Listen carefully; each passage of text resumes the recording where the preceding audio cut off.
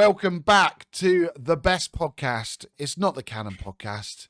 It is the Forder and Woklz podcast. There's good reason, monetization, why we're not going to say the name of the podcast. How are you, Reese? You all right, mate? Yeah, I'm good. How are you? Yeah, all right. Tired as always, but I can't complain actually because I've got one more day and I've got 2 weeks off work, so I'm gonna pump out the content. Relax, go on some dog walks. It'll be nice. Should we just get into it? Let's just get into it. Let's go into the game, mate. Fulham thoughts. Just hit me with your thoughts, general thoughts, mate. Well, considering I knew this was gonna kind of happen. Like we said, we were quite negative on the game, obviously the opponents and how it was, but ultimately I actually thought the game was pretty good. Like I think we played relatively well against a team that didn't move, so we couldn't really do too much. I thought we tried new things. We definitely tried to go centrally a lot more, which worked at points, but I did just like it. And I mean, Saka comes back, obviously a massive boost with his goal, and then everyone just starts playing a lot better. Obviously, there is problems that we will talk about with certain injuries, but obviously the actual performance of the game I thought was very good, and I thought it was comfortable until like round about the last 10 to 15 minutes of the game. And even then it was like I was fine. And it's like very positive because it has been a sort of opponent and system we've struggled against, I think, most importantly in the last couple of years. So it's good to like see that we actually can adapt a little bit and get over that hump. And I do think there is still a lot of things to be quite happy about with the performance overall. Yeah, I mean, surprise, surprise, you get your best player back and it seems to look a little bit better. It's amazing what a good player does, doesn't it?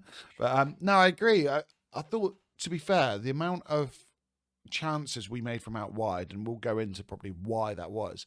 I thought Fulham could have almost like doubled up sometimes out wide, and they just didn't do that. They seemed to try to block the central zones. Arsenal did really well at accessing them at times, considering, because they played essentially with 9 men, didn't they, behind the ball at all times, which I think sometimes that's like a compliment to how good we are, because Fulham are a good team. What, they in 8th position? Or they were like prior to the game anyway. Yeah. But I don't know, Marco Silva seemed to like, they seem to struggle with like the sprints beyond the last man as well. There were just some really good individual performances there from players that I didn't expect either. Maybe that's like, to my own peril, but yeah, it was a better game. I mean, what did we say as the predictions? Because I went with some madness of like a 4-0 or something, just trying to be positive. I think I said 1-0 or something like that, and a 1-0 or like a 1-1 or something. To be fair, 2-1, I know they scored in the last minute. It was relatively close, but I don't think we're going to blow anyone away, even when we do play really well. No, and I think it's going to be harder now. Actually, here's a good question for you, right? With because we're obviously going to talk about the injuries in a minute. With the current back 4% like situation, if you're in charge, do you go more attacking and kind of put pressure on other teams in that respect, or do you try and sit back and make it so you're not as open, considering you don't have as good a back 4? Yeah, I think Arsenal should go more attacking. Like I think without Saka, I would probably be not for that. But with him being back and him not really looking like he's lost that much, he looked brilliant. I thought when he came on straight away up to that level. And obviously that's because he's been playing for weeks now, which under wraps we didn't really know about. And I do think with Saka, and obviously we'll talk about Martinelli and his performances, and even Marino, I thought like in the last couple of games, I do think there's a certain level of we can just attack teams against like Real Madrid and stuff. That is going to be hard.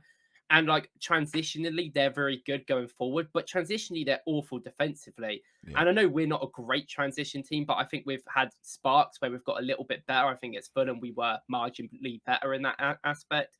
And I do think yeah, obviously the injuries defensively are going to be a big concern. Do we want to put the pressure on some of these players coming in? Probably not. And I do think it's definitely a thing. I think in some games we will have to. I don't know what we're going to do in the weekend game, for instance, because that is a team that will want to do that. They will want to sort of play in a mid block and then actually break. I mean, like a year ago, Everton were like the worst team at moving. Oh, they were dreadful, weren't they? Yeah, I remember the Tottenham game, and it was like they tried to sit in the low block and then break on Tottenham, but just couldn't break. They had no pace going forward. But now they've like figured out a way. I think they should have beat Liverpool in the week quite easily. I think they were very good in that game, especially in the first half. So it's going to be a tough game in that aspect. So maybe we'll have to be a bit more defensively solid. But I do think, yeah. I mean, ultimately, you just got to learn, haven't we? And I think doing that is Yeah, a way to do it. I think like just playing a bit more transitional might be a way to do it, especially with some of the rumors which we'll go into later. yeah, definitely, definitely. I mean, right, let's have a little look. So, yeah, looking at the stats, it doesn't really tell you the full story. Like, just in terms of look at like tackles, passes, they're all so similar. Corners doesn't really show the pressure that we had in wide areas either. The only thing that does is like the total shots, which isn't very like us. I think we're so gun shy at times, and again, we'll probably talk about the links in a little bit. But I think that's something that we need to kind of address in future. Possession 51-49. You know, it's not.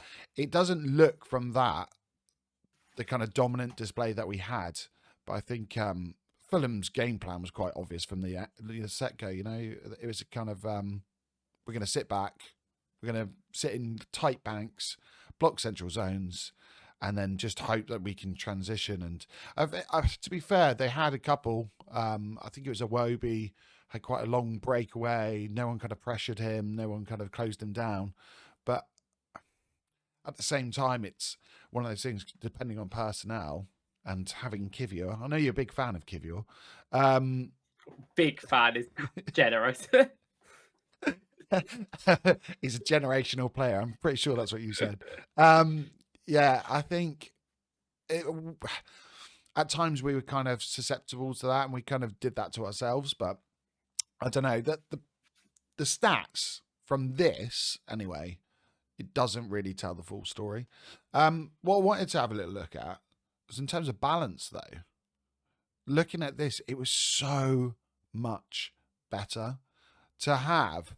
And considering we had Saka on, you know, for what, over half an hour in the end? Yeah. You wouldn't expect it to be kind of, so even, really.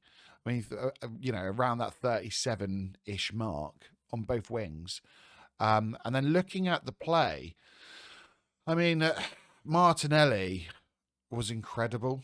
I haven't seen him like that in a long, long time. I think we'll go into him in particular, but just looking at the passing, the final third passes from proper wide areas near the bar line, you know, the cutbacks. It was so nice to see, and we just haven't seen it in so long.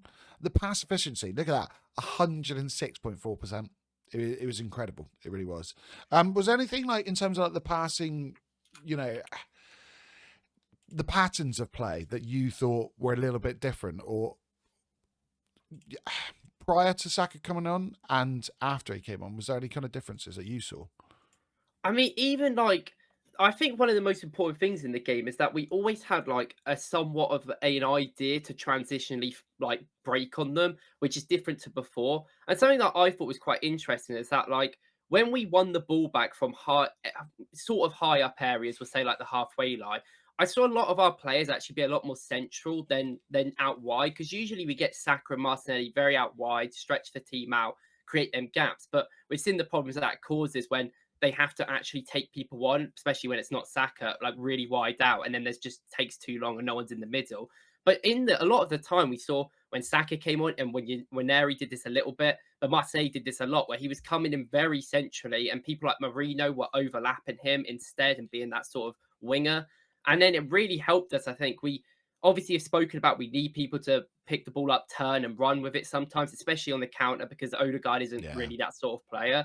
And I felt like we had that because Martinelli was coming into pockets and picking the ball up and running. Saka, Waneri, they were all like being much more close and centrally. And then when they would pass the ball off to someone like Odegaard, who would then be more elevated up, then they would start to spread out wide. And I just felt like we had so much more of an incentive to actually run in behind a lot of points. Not all the time, obviously, their five back makes it difficult.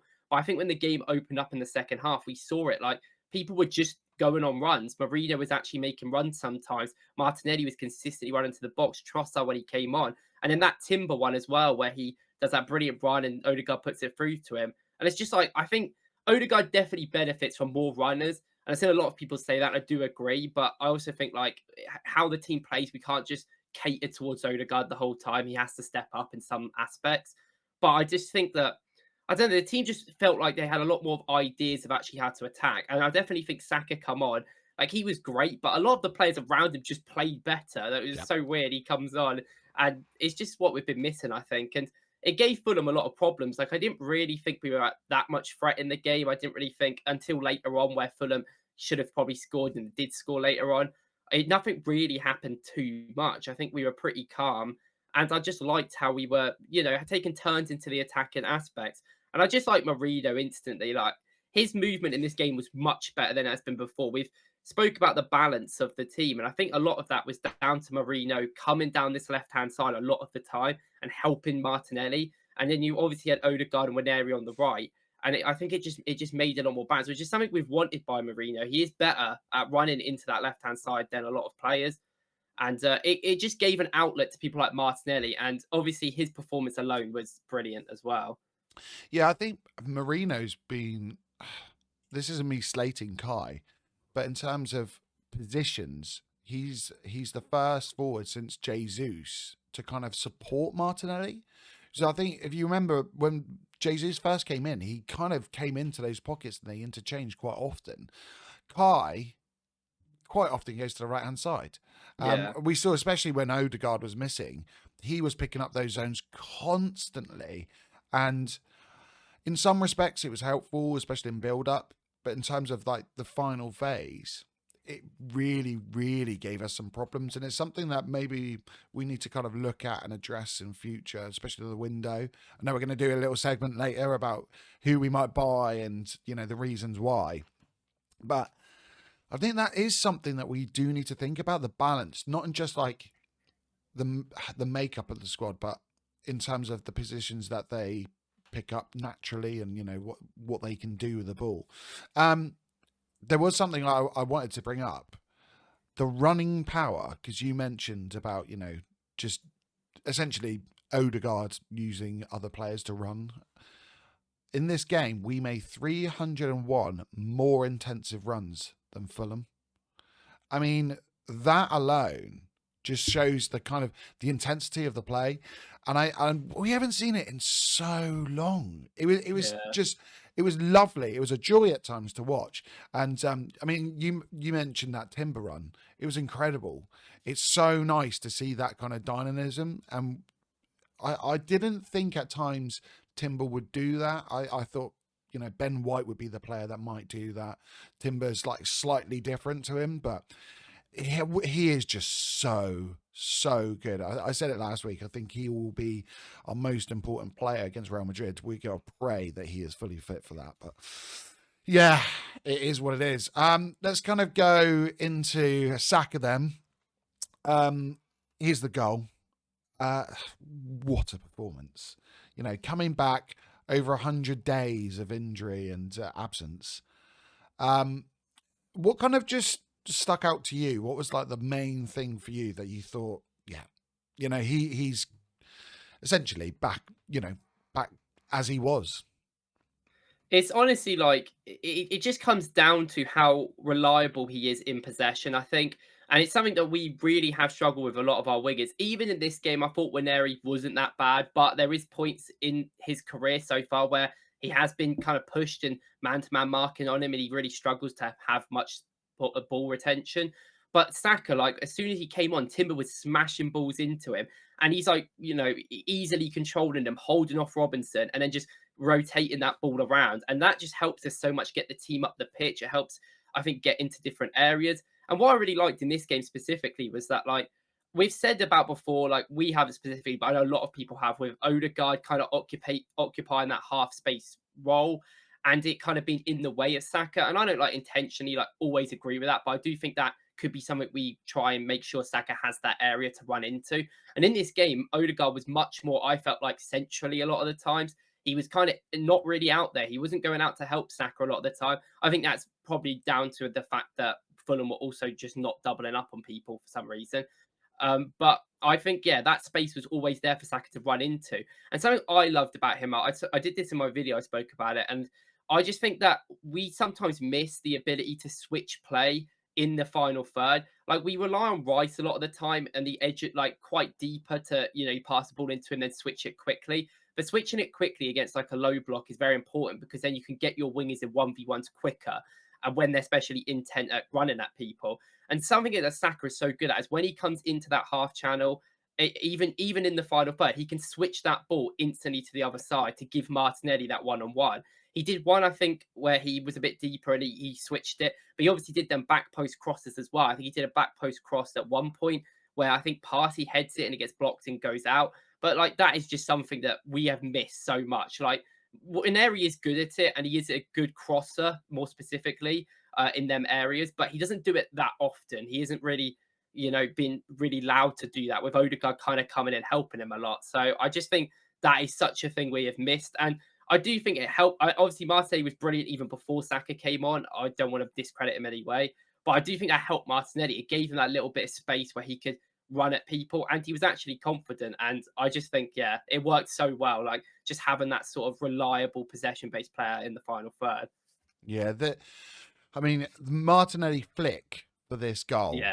I don't think if Saka's not on that pitch, he doesn't make that flick. It's almost like, that thing you get a player that you're best friends with, you just have a different connection with, and you can just kind of read where that player is going to be. You don't have to look, you don't have to think about it. And that's the difference between sometimes getting the goal or having a chance, swept off the line, or a defender making a last ditch, tackle.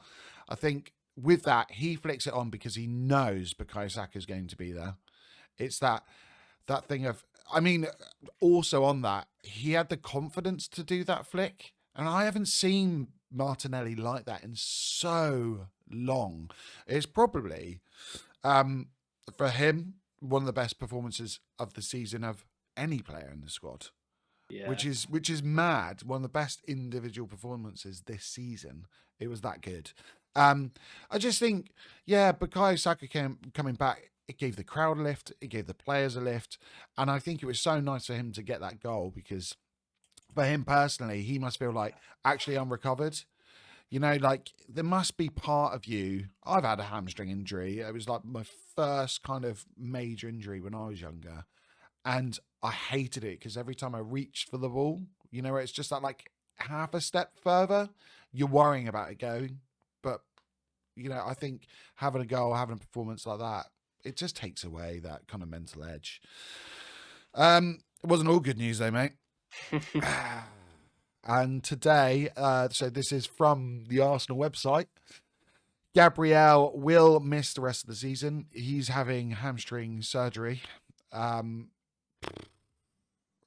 What's like this season is cursed. It is absolutely horrendous. Is it like I don't know what else to say about it. Just kind of looking at him as a whole and what he brings to the table, I've put there against Europe's top 5 leagues, all the centre backs, and it just shows how good he is. And I think sometimes, if you look at the touches, he's in the top 9%. That's something that he didn't have in his game a few years ago. He has changed and grown so much. Not only in, I think he's taken the errors out of his game. He's also become this huge kind of dominance within an opposition's box. But the errors are cut out and he's a leader. And I just think we talked about it last week in terms of, it's so horrible, isn't it? Him defending wide areas. There's not really anyone better, especially as a left centre back. And then, we get Bukayo Saka back and he's just gone. Talk us through it, mate. What do we do? Like, give me some positivity. Go on, Reece. Go on, do it. It's going to be all right, isn't it? Well, yeah, it's so rough. Like it is so rough because like we literally spoke about last week, and I said there's no one else I can see scoring at the Bernabeu than Gabriel, and now he's not. And even like outside of the Arsenal aspect, I feel for him because out of anyone in the squad, bar Bukayo Saka, he deserves to play that Real Madrid game. More importantly, like from where he's been for the last 4 to 5 years to now. But unfortunately, yeah, it's not a great thing. Obviously, it's annoying as well. It's a hamstring for the third time. We've had to have hamstring surgery on a player, which is incredible in the last 4 months, which is awful. And I don't know, it's incredibly horrible because I think a lot of people at this point do regard him as Arsenal's player of the season. I think I would as well. I think he has been our best player. And it's the leader that the leader in the defense. He is the vice captain, and he's one of the most important players for this club. But ultimately, even though Arsenal haven't been incredible this season, I think obviously there's a lot of things have gone against us, and even then, we haven't been brilliant. We've still made things work, even recently with the situation we're in. Saka wasn't there for 4 months, and we're still second in the league by a decent amount of points. We're still in the Champions League. We've been brilliant in the Champions League so far. And that isn't just like determined just by Gabriel. There's obviously a lot of other players around him that make that important. And I do think the good news about everything is the Timber news. It looks like Timber has just got a knock and he is going to be okay, which is like the 15th time he's come off for a knock this season, but makes complete sense with his ACL last year. So that's in my opinion, like we said, Timber's a very important player for that Real Madrid game. So that is at least some good news to come with this.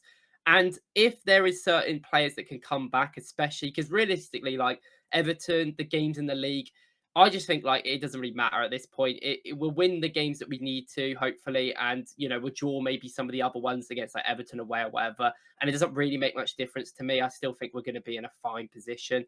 But obviously, that Real Madrid game is the most important one, so we need to get players fit for that. And I do think we have players that can be fit for that. We're not really sure what's happening with Ben White. Obviously, he was ill, I think, and he hasn't been feeling well recently, and he didn't really play well before that as well. But also, obviously, Calafiori should be back soon, hopefully, from his injury with Italy. And we have options, and I do think if we're talking specifically about the Real Madrid game, I've spoken to so many people about this because I think the idea that everyone kind of thinks Kivior's going to play, I think he will only play if it's the last resort of Arteta. I think Arteta will do anything he can not to play Kivior. No disrespect to Kivior, but even against there's games this season where we played Party and right back, and just because we didn't want to play Kivior, and we played Timber and centre back. And as much as I think Timber needs to kind of play right back against Real Madrid, obviously if White's back, even a half fully fit White, he probably will risk him, or even certain aspects of putting Rice back there. I don't think he'll do that personally, but I could see that being an option. And I just don't see him playing Kivior whatsoever. But I will say, as we are speaking about Kivior, that like the opinion of everyone about Kivior, I do think is quite harsh. Like, obviously, he isn't that Gabriel level. Gabriel, in my opinion, is the best left centre back in the world. And I do, well, left footed left centre back. Van Dijk does play there, but he's right footed. But I do think that, like, he is, like, genuinely decent. I do think on the ball, he's actually fine. He's a decent long passer. And I get that he gets a bit, faffs around a bit. When it comes to it, he gets quite nervous, I think, in high risk situations. And he's not strong enough, I think, in contact, more importantly. I don't see him outstrength many people other than Rasmus Højlund's like the only one he's done it with. And I do think there is certain levels of Kivior not being good enough, which is fine. You can say Kivior's like not good enough to start against Real Madrid, which is absolutely fine and probably not consistently good enough. But he has put in good performances. He put a great performance in against United a few months ago. Last season he was really decent for a good stretch for about 5 to 6 weeks. In that Porto game, I thought he was in fantastic. And I do think there is a certain level of like, yes, he isn't Gabriel, he isn't great, and I don't think he should start. But I see some people say that he's like a disgrace. He's the worst player to play for Arsenal. He shouldn't be. And I'm like, he's just not. He's just not that bad individually. There's teams that will want to spend 30 mil on him. He's not a bad player. And at least at the end of the day, he has been fit. Like, this is the problems that we've had with other players. And Kivior's always been there. Yeah. When we go into this transfer kind of section later, I think he's a player for me. I think unless you can guarantee, say, 30 million and another player coming in, that is always available. I just think you keep him. The wages are so low. He can play as a left centre back. He can play as a right centre back. He can play as a left back if needed. He's always fit, and it's unfortunately it's an ability that we don't have in so many of our players. The reason we are in this situation right now is because Tomiyasu cannot stay fit. He just cannot do it. We had it with Tierney, who's still currently in our squad, can't stay fit. Calafiori plagued with injuries since he came. Timber basically missed the entire year of his first year at Arsenal. Ben White's missed months and months now. He's out again because it looks like something's happened in training. But at the end of the day, you've got to have at least a kind of backup or a backup to the backup. And I think that's what he is. That's what he serves. I think if all the players were fit, obviously he's not going to be there. He's just not. Like you say, we play Calafiori. He's probably the most sensible left centre back option, or the most obvious one. After that, then you might go, well, maybe Saliba moves across into left centre back position like he does for France, and then you've got Timber or White who can play there. You've also got Tomiyasu, who I prefer him as a centre back to Kivior. But it's the situation we're in. Which camp do you lie in for this kind of injury, for this particular one? Because I know obviously there's talk right now, hamstring injuries with Arsenal. I think is it 4 including Reece Nelson, or is it 5? Yeah. 4. I mean that is what it is with Reece Nelson at the end of the day. I don't think we can really kind of take too much from that. But maybe it is something that needs to be touched on, simply because we are not the only club that has hamstring injuries. It's not like it's just Arsenal. Hamstring injuries have been far greater this season than any other season. But do you think is it the rotation? Is it the minutes? Is it the fact that maybe we're training in the wrong way, or people have gone, oh, it's the physio's fault, it's the doctors, and da-da-da. Like, which camp do you like, or is it literally just bad luck? I think I'm in the middle a little bit. I know I'm sitting on the fence, but Yeah, all right. I do think there's a certain level of like, it is Arsenal and our responsibility as a squad and as Arteta's weaknesses to rotate that team. And I do think the non-rotation options, especially Gabriel and Saka, more importantly, compared to like other players and Havertz as well, them 3 have got these injuries because they have played way too much. I mean, Gabriel played like 4,000 minutes last season, so did Saka, and they've played nearly every minute this season for this to happen. And I do think even if you look at, I know the PSV game is a bad example because we did rotate loads, but he decided still to play Gabriel in that game, which wasn't needed. And then he's played even more because of that.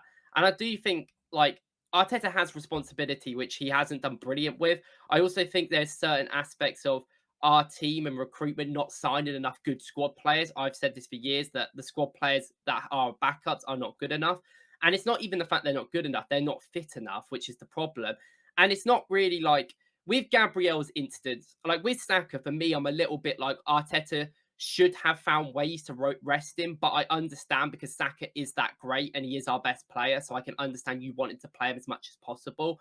But with Gabriel, it's like we have signed other defenders to cover for him, and then they've ended up picking up even more injuries, which has not been Arteta's fault ultimately at the end of the day. So I do think there's a certain level of it like being both ways, really. I do think that like, well, this is something that we've got to do this summer, and we'll go into it the science, but we have to sign, even if it's not the most flashy player in the world, we just have to sign more squad players to give us rotation. Like, we just need to give people rest. Like you said, Kivior is literally the 5th or 6th choice, but he ends up playing loads more than other players because he's the only one that's ever fit. Like Calafiori, we signed him for a lot of attacking work. I think we wanted to create chaos on the left-hand side. We wanted to give Martinelli help, which hasn't happened too much, but I think that is still the idea. But ultimately, Calafiori, the problem with him is that like he's still recovering from this ACL injury he had 2.5 years ago. You see it with the injuries he got. He's got 2 injuries now for Italy in a row. And oh no, he got one for us and then one for Italy. But it's when he's like on the floor, he like tries to twist his body and he just doesn't twist it right. And it's the same thing that keeps happening. He keeps twisting his ankle and his knee. And it's the same injury he's going to keep happening because his bone has just not really restructured properly, I think. So that is something that we surely should have looked at when we like looked at him in the first place. Maybe we thought that wasn't that big of a deal because he was fine for Bologna, which is fine, I guess. But there is a certain level of like that is a bit unlucky. Like Tommy Assie's injuries are unlucky, I think, at the end of the day. Like Jesus' injuries, he was a little bit injury prone at Man City, but never to this level. So that is a bit unlucky. But there is a certain level of like we just need to the recruitment needs to be better to help the team. And Arteta also needs to kind of like try other players. I know that he doesn't want to because of the injury concerns, which is fair enough. But I don't think I'd blame Arteta fully for it, but I do think he has some responsibility. And I think there's also just I think the intensity of the games as well. Like I'm sure you've seen this. There's a statistic going around where it's like the intensity of the Prem now is almost like double what it was last Yeah. year. And the fact they're playing 70 games a season now. And the fact that we've got all these things to think about. When Marino came in, he got injured. Like when Timber came in, he got injured. Same with Calafiori. I don't think that's a coincidence. I don't think these players are coming from other leagues and just getting injured randomly. I think it is just a very physical and demanding league, which is a long time to really adjust for a lot of people. So it's something we've got to address this summer. And I do think this was eventually going to happen, I think. And I do think that like we are lucky that we're not lucky at all. We're very unlucky, in fact. But like Liverpool have like not had many injuries, and I do think there'll be a time where like you've got to think Van Dijk's in his 30s or Salah's in his 30s that they are going to get injuries. But most other teams in the Prem have had considerable injuries the last 2 seasons. Even last year, there were so many teams that had massive injury problems, and we weren't one of them. Like I remember Bournemouth, Tottenham, Man United, Newcastle. Yeah. They had points where they had like half a team missing, and there is certain aspects of game plan and how you play, especially with Tottenham. But I do think, yeah, like it is something we have to address and have to look at. And maybe it is just intensity and the amount of players' time that they're playing. But this has to be a consideration this next summer to just buy players that might be good enough to at least play a couple of minutes. I mean, yeah, I completely agree. I had a little look. It was from Scott Willis. So he went into kind of detail about Gabriel. So he said in the last 2 months, so since February, Gabriel played 11 times in 58 days. So that's an average of a game every 5 to 6 days. He just had 2 outings on 3 days rest, and 3 on 4 days rest, and then 5 on 5+ days rest, including 2 periods of over 10 days rest. So for this season, essentially, he's had 38% on 5 or more days rest. So I know he's playing like a lot of minutes, but when people are saying, about the intensity and stuff, he is at least being given the rest. So looking at this one in isolation, he'd been sent back from Brazil, hadn't he? So he had longer than a lot of the players. So I think that's the problem. Like hamstring injuries usually are from overstretching, or it's that kind of maximum force. And I think, unfortunately, for these players, like they're doing so much constantly when they're on the pitch, and you look at minutes now, like a 90-minute game, you're playing a lot more of that percentage-wise than we used to kind of 10 to 20 years ago. And the demands on the players in terms of pure running, I'd love to see the statistics for like high intensity runs and see what the difference is, because looking at the players that have kind of had them, Havertz does a lot of running and a lot of pressing. Bukayo Saka takes he takes all those corners, so that's all that maximum force and shot, and it's like if it's like a dead ball situation, it's different to when it's in play. So you've got on your standing leg, you're putting different pressures on, which affects then the other leg. He's constantly receiving from goal kicks and from David Raya from hands, essentially straight to feet.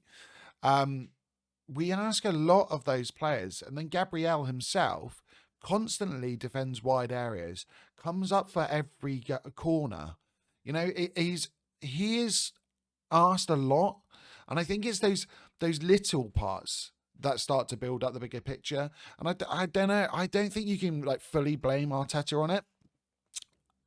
At the same time, he has to take some blame, because when you are building a squad, and we mentioned it about having, 5 left backs on a pitch, at some point you have to kind of look as a whole and go, right, how can we give Gabriel a bit of a break?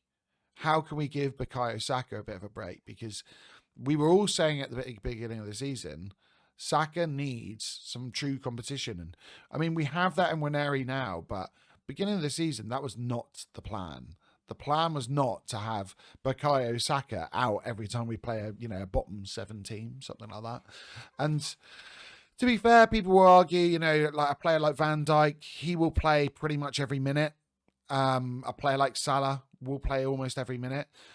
However, I don't think Van Dijk is asked to defend in the same kind of manner as Gabriel, and Salah definitely doesn't have the defensive work of Bukayo Saka. So it is what it is. It's so unfortunate, but I don't know. Who would you prefer to miss this game, right? For the Madrid game, Timber or Gabriel? I'd probably want Gabriel, I think. I do think, because I do think that if Timber wasn't in right back, and he might not be, to be fair, we might put him in centre back, which may be a thing that happens. I think there would have more issues in certain. I feel like we can. I know we don't know the fitness levels of Calafiori, of Ben White, but they are. I feel like the drop off from Timber right now to maybe a Ben White in right back, who yet again isn't really fit, compared to Gabriel to Calafiori, isn't like that, like as much at the moment, especially in a game against Real Madrid, where I do think Calafiori can be quite decent. And also, I'm like not as negative as Calafiori, I think, as a lot of people. I think he's fine. And as much as he can't defend that well, he can go forward very well, which it just might be a different play style that we have to do in that game, which is not different to Arteta. He has used different styles. And I do think you're right. Like, I do think there's a lot of our injury concerns are definitely also down to how we play more than anything. Like, how we play, the intensity that we play at, the control that we have in games is from just being relentless off the ball. We are so good off the ball, probably the best team in Europe. And that is going to come with injuries, especially with how much these guys have played. It's not all down to Arsenal as well. Like, international breaks, there's so many of them. They play all these games. The Euros, they had no break. And they've not really had a break since COVID, really.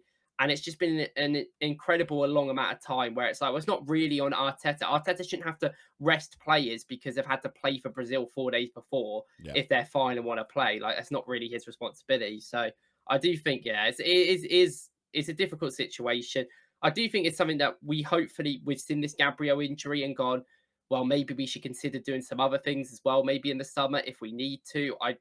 We might have to get rid of more players that we wanted to and buy more other ones, because we just need to like rotate the squad a little bit more. But I'm sure at least now, it was always that worry that Saka was going to get injured, Gabriel's going to get injured. And now they have got injured. I'm sure that surely Arteta will think about this and at least rotate the squad. That's the hope for the future. Yeah, definitely. Completely agree, mate. Completely agree.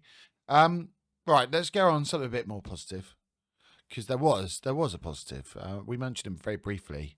Martinelli magic.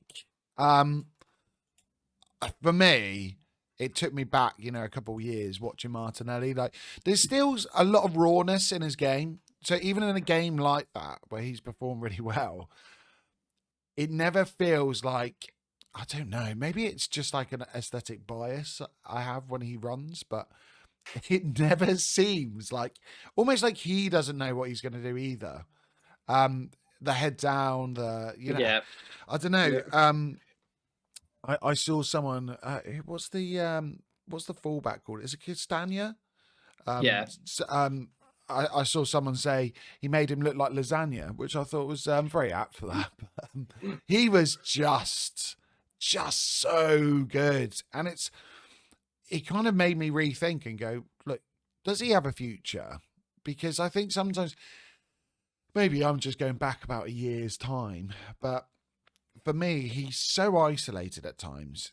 He has not played in the kind of positioning that suits his game. I think sometimes the defensive work, we mentioned about Saka earlier, he's asked to do a lot. And maybe it would benefit him if, he didn't have to do that. But just kind of like your thoughts about him there, and also about what does, kind of what lies in his future. Yeah, I think. See, this is the thing. I'm obviously I spoke last week about my opinion of his dribbling, and even in the video I did praise him for his performance, I said that I don't like his dribbling style. It's just never been something I particularly like, and I just think it limits him in a lot of ways to actually use his pace. And I did think like he has come back recently. That is something to remember. And I know against United he did struggle. I'd say he still is evidently quite poor at finishing, even in this game, even in the games recently. That's never going to change, I think, even though it used to be something that he was quite good at. I'd say he's one of our better finishers, and that's kind of fell off, but it is what it is. But one of the things, like since he's come back, is he's definitely been a lot more confident. Even against Chelsea on that right hand side, which is not his most comfortable side, he was actually taking people on. And this is the problem with Martinelli. Like I've always had issues, obviously, with the tactics, him being too out wide, him being too deep.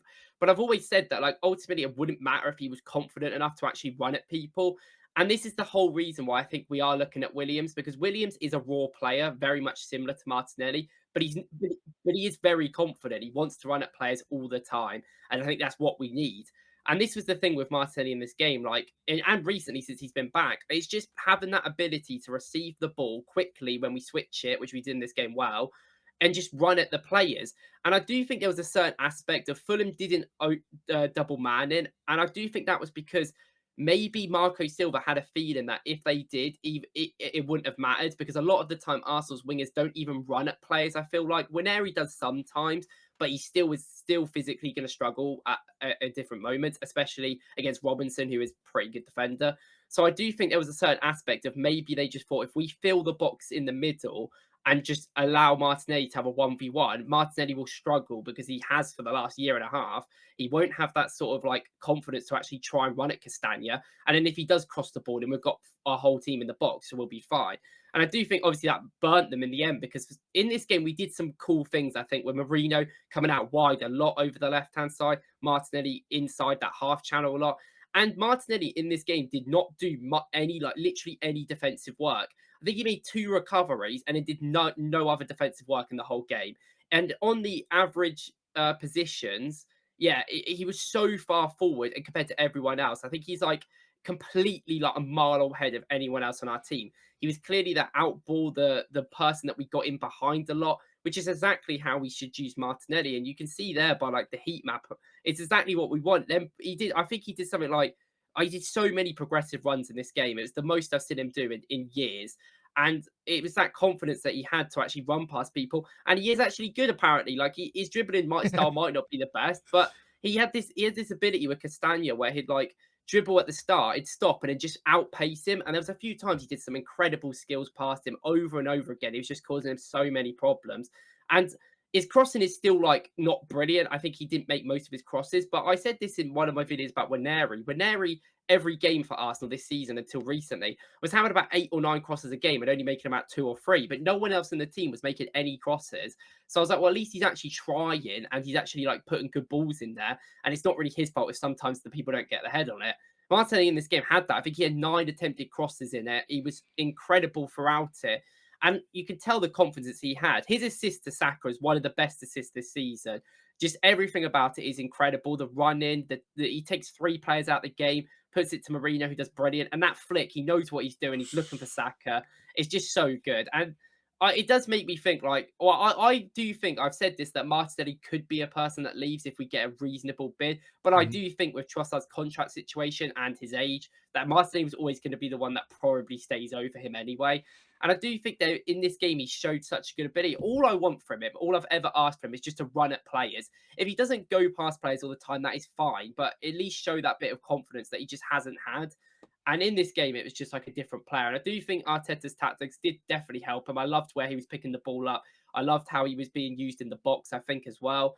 and he was getting on the end of it. I mean, he scored that offside goal, but him being inside tighter, not being so out wide all the time, it's just where you want him. And I think, I mean, Real Madrid specifically, I think that's going to be a major part of the game we have to do against them. Yeah, I mean, I've got some of his stats here. So, I mean, you talked about progressive carries, 19. That's I mean, crazy. it's for Martinelli as well. It is unbelievable. 1 carry into the final third, 7 carries into the box, led by, leading all players. 11 final third entry passes received. I mean, that shows it on that graphic there. I mean, unbelievable. 12 touches in the box. This is something for so long, like, get him near goal, because you said it earlier, there was a point where he was one of the best finishers at the club, and I don't know what's happened, but I mean, maybe it's almost like, I find with him, he has almost too much instruction. Like, I feel like he needs to be just an instinct player. Yeah, his goal probability out is 0.38, 5.73 for fields gained, 5 deep completions, and that's not from crosses. I mean, Yeah. unbelievable. The only thing with him that some people might look, if you kind of look deeply into the stats, if you're a bit of a nerd like me, so he had a 66.7 pass completion, and on 30, I mean, I know it says on the accuracy passes, so I'm not quite talking about that. That's 86%. And I think he lost the ball. I'll have to double check this, but I think he lost the ball like 16 times. But I didn't mind it. Yeah. It was almost like, do you remember when we had Alexis Sanchez and he used to lose the ball constantly? But it was because he was playing a high risk game. He was taking players on, and you've got to expect that. If our wingers are taking on the fullbacks and trying to, like, create some separation, create space, it causes problems for the defense. And I think for Fulham, like you said, without them doubling up, with them just essentially allowing him to have the 1v1s, after the first kind of 2 or 3, they should have gone, actually, I think we need to start defending these wide spaces. And they just caused themselves so many problems. I mean, I actually think a lot of the time, Fulham are very well organised. They make the right decisions, especially in substitutes, I think. What's the name of the substitute that scored in the goal? Rodrigo Muniz. Yeah. And I think he now is joint for the most goals from a substitute. So they're very good at, adjusting. They didn't adjust in this game. I think they almost kind of settled into this way of defending, and then they were trapped.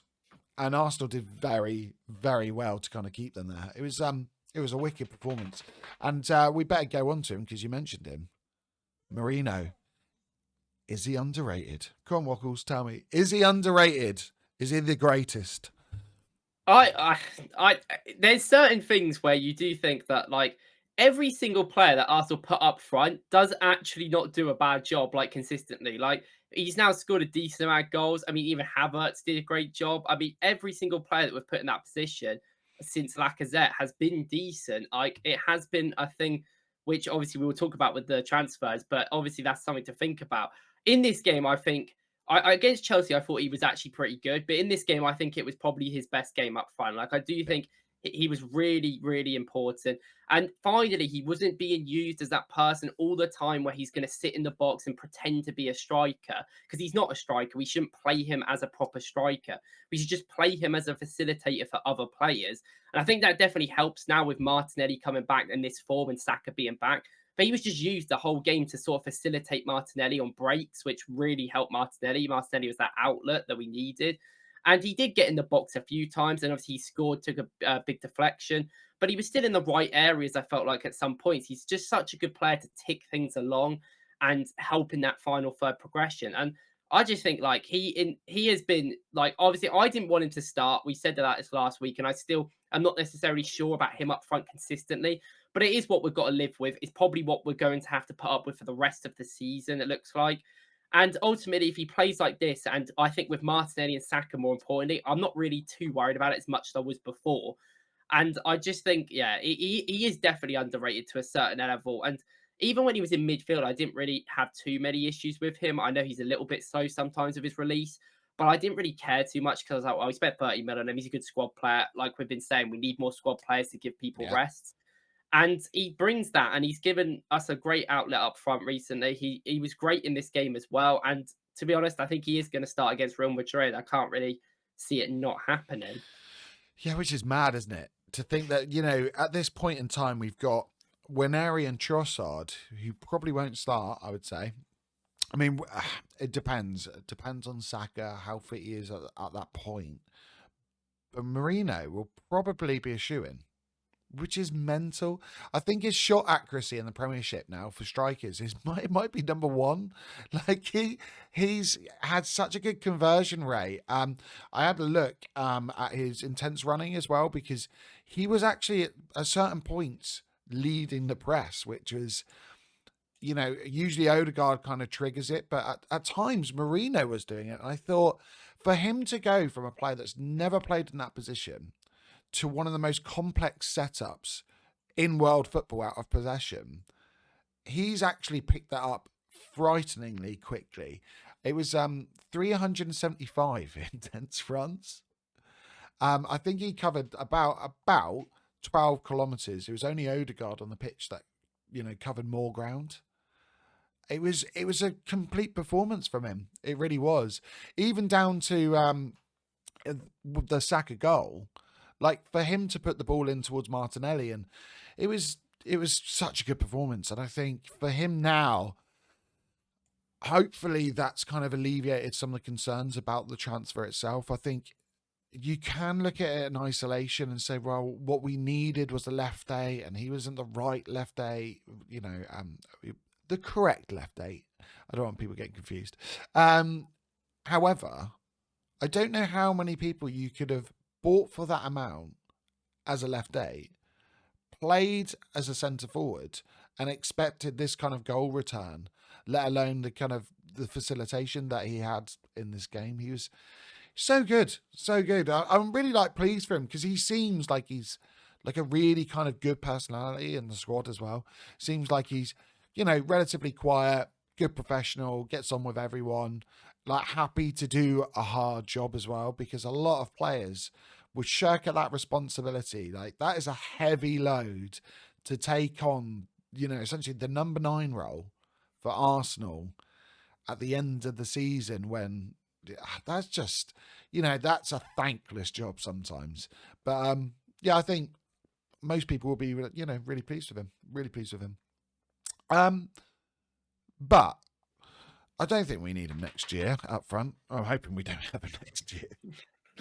So, for those of you at home, like last week, we essentially said we would have a little segment talking about transfers.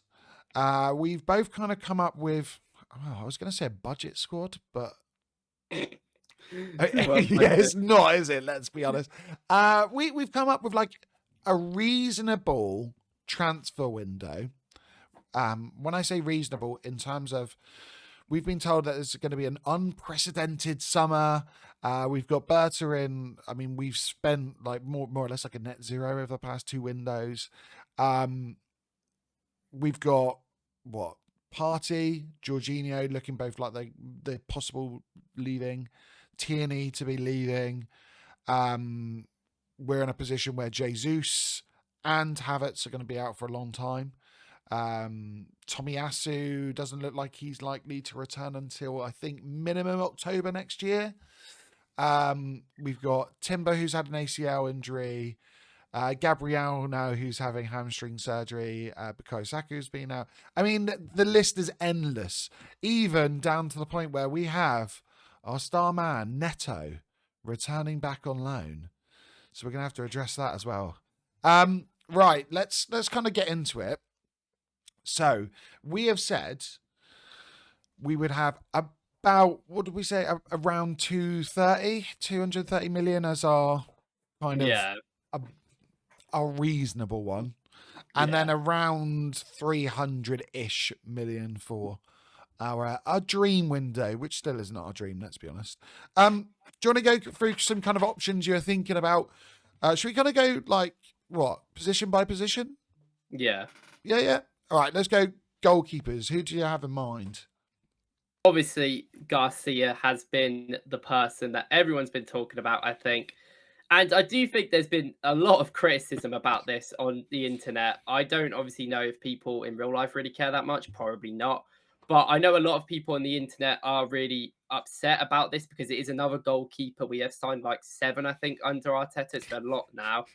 And I understand that, and I do understand the concerns because Raya has been incredible this season, and I do think he deserves to have some sort of security in his job.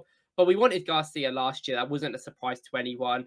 He had his bags packed for the move, and it never actually happened on deadline day because we kind of messed it up. But I do think he is actually a good goalkeeper. Like before from last season, I watched a couple of games, but he only really had played in the Liga 2. So it's quite hard to gauge if he can replicate his really good catching stats. He's very much like Raya. He controls his box really well, comes out all the time, and is a good shot stopper. And I never really knew if that was going to really translate to the La Liga. But this season, he has been absolutely incredible. Like he's been arguably one of the best goalkeepers in La Liga. He was incredible against Real Madrid and Atletico Madrid when you watch them games. And when I speak to a lot of people, I've watched a decent amount of him. When I speak to a lot of people, they always tell me that they actually think he's a better shot stopper than Raya. I've had a lot of people say this to me in the last 4 months that they think he's a much better shot stopper than Raya. I do think his long passing his short passing is definitely not as good as Raya's, and he makes some mistakes sometimes, and his long passing is pretty good. But I mean, for 20 mil to sign a 23-year-old goalkeeper, which is the rumors, like he's 6 years younger than David Raya. It just makes a lot of sense. He wants to be the number one Spanish goalkeeper by the end of next year, but probably the World Cup, I know the Euros in 2028. So if he wants to do that, the best way is to take out Raya, who is in front of him in the pecking order, and get ahead of him. And I don't hate it. And people a lot of criticism because they're like, you don't get competition between goalies, but I actually think that's just not really the case anymore. Like Liverpool just signed Mamadashvili last year and sent him on Yep. loan, and he's coming in this summer, and he's one of the best goalkeepers in the league, and he's around the same age as Garcia. But is he going to play? Like Allison is still a very good goalkeeper. Kelleher is still a great goalkeeper. So there's still options there. City are looking at buying a keeper this summer, and they still have Ortega, who's decent, and Edison. And there's been so many injury problems. Like Edison's had injury problems, Alisson's had injury problems.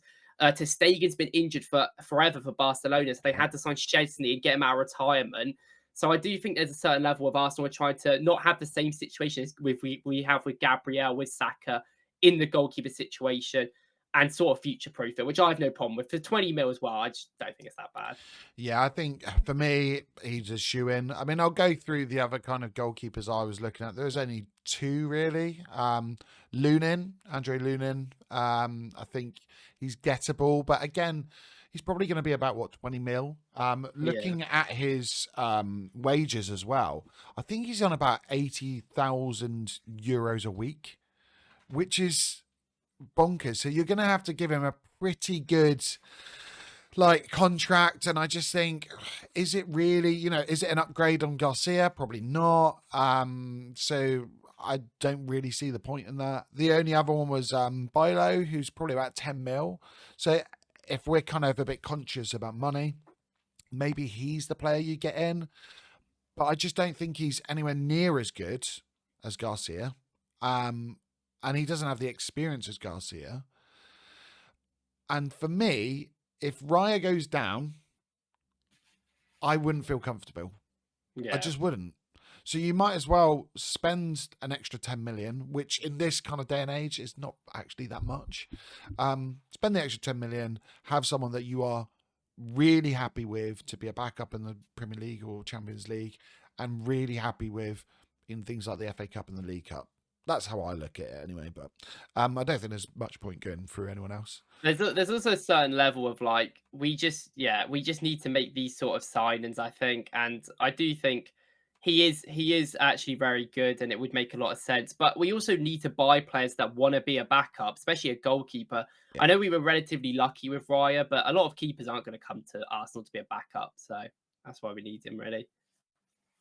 Right, next one. So I think personally we need a left back. Agreed? Yep. Okay, so I've got just going through the list of players that I've got written down. I've got Hato, about 30 million, I think. Left field one, Teo Hernandez. Contract getting lower and lower. So about say 40 mil, I reckon at this point maybe. There's a young lad at Barcelona. Oh yeah. Balde? 60 mil? Balde is so good. I just don't think we could get him unless the finances really come to get Barcelona, but he's on the list. But again, 60 mil, I don't see it. And then I had Kirkes written down as well. Maybe, people are going to slate me for this. 40 to 50, do you reckon? Like, I don't know. I think, yeah, like, I mean, I know that the Prem is a bit of a scam place right now, and every player costs loads. But he is a left back ultimately, which is one of the, I'd say, least for us it's quite important, but I'd say for generally it's quite one of the least important positions. Mm-hmm. And I will say that, like, if they do want to sell Semenyo or even like Alex Scott, surely that if they get good money for them, they wouldn't be too like strict on getting like a lot of money. And I do think like 50 mil for a left back for Bournemouth is relatively like where you would expect for his performances. Yeah, I've put 40. I've been generous on that one. Like for us, that is generous. Anyone that you wanted to add on that list? I've only got one name, and it's Maxime de Cooper. I think it's how you say his name. I haven't watched him an entire lot. I've watched him a lot in the Champions League. He was really good, I thought, against Villa in the first leg when he played them. But it's purely just because he's a young left back. He's an overlapping left back, which I think is what we need more importantly.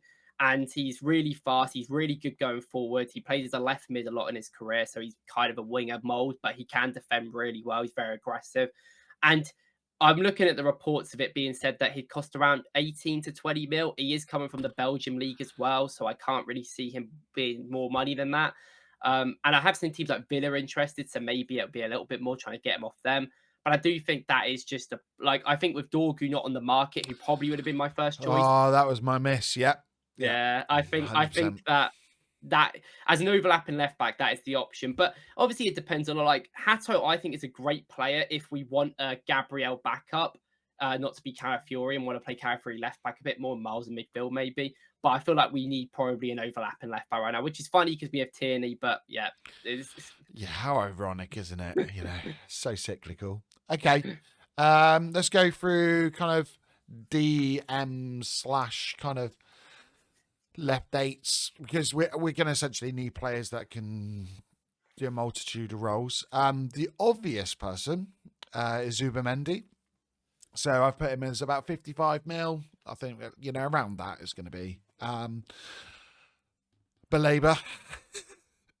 So I'm laughing here because essentially before this, I had a look on Transfermarkt and I think they kind of rated him at, I think it was like 40 million euros.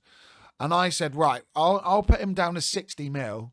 And then we both laughed and we said, well, considering it's Brighton, it's probably going to be about 90 to 100 mil. So let's be honest, neither of us are going to put him into our transfer list simply because we can't afford him. I've got another player, and I know you've got this player that you've thought about, Adam Wharton. To me, I feel he would be a better signing than Zubamendi. I just feel that his passing is so good. Like, so good. He has Premier League experience. Physically, he can do things that Zubamendi can't. I don't think he's as much of a kind of metronome player. But I feel that you could interchange Rice and Wharton far better than Zubamendi and Rice.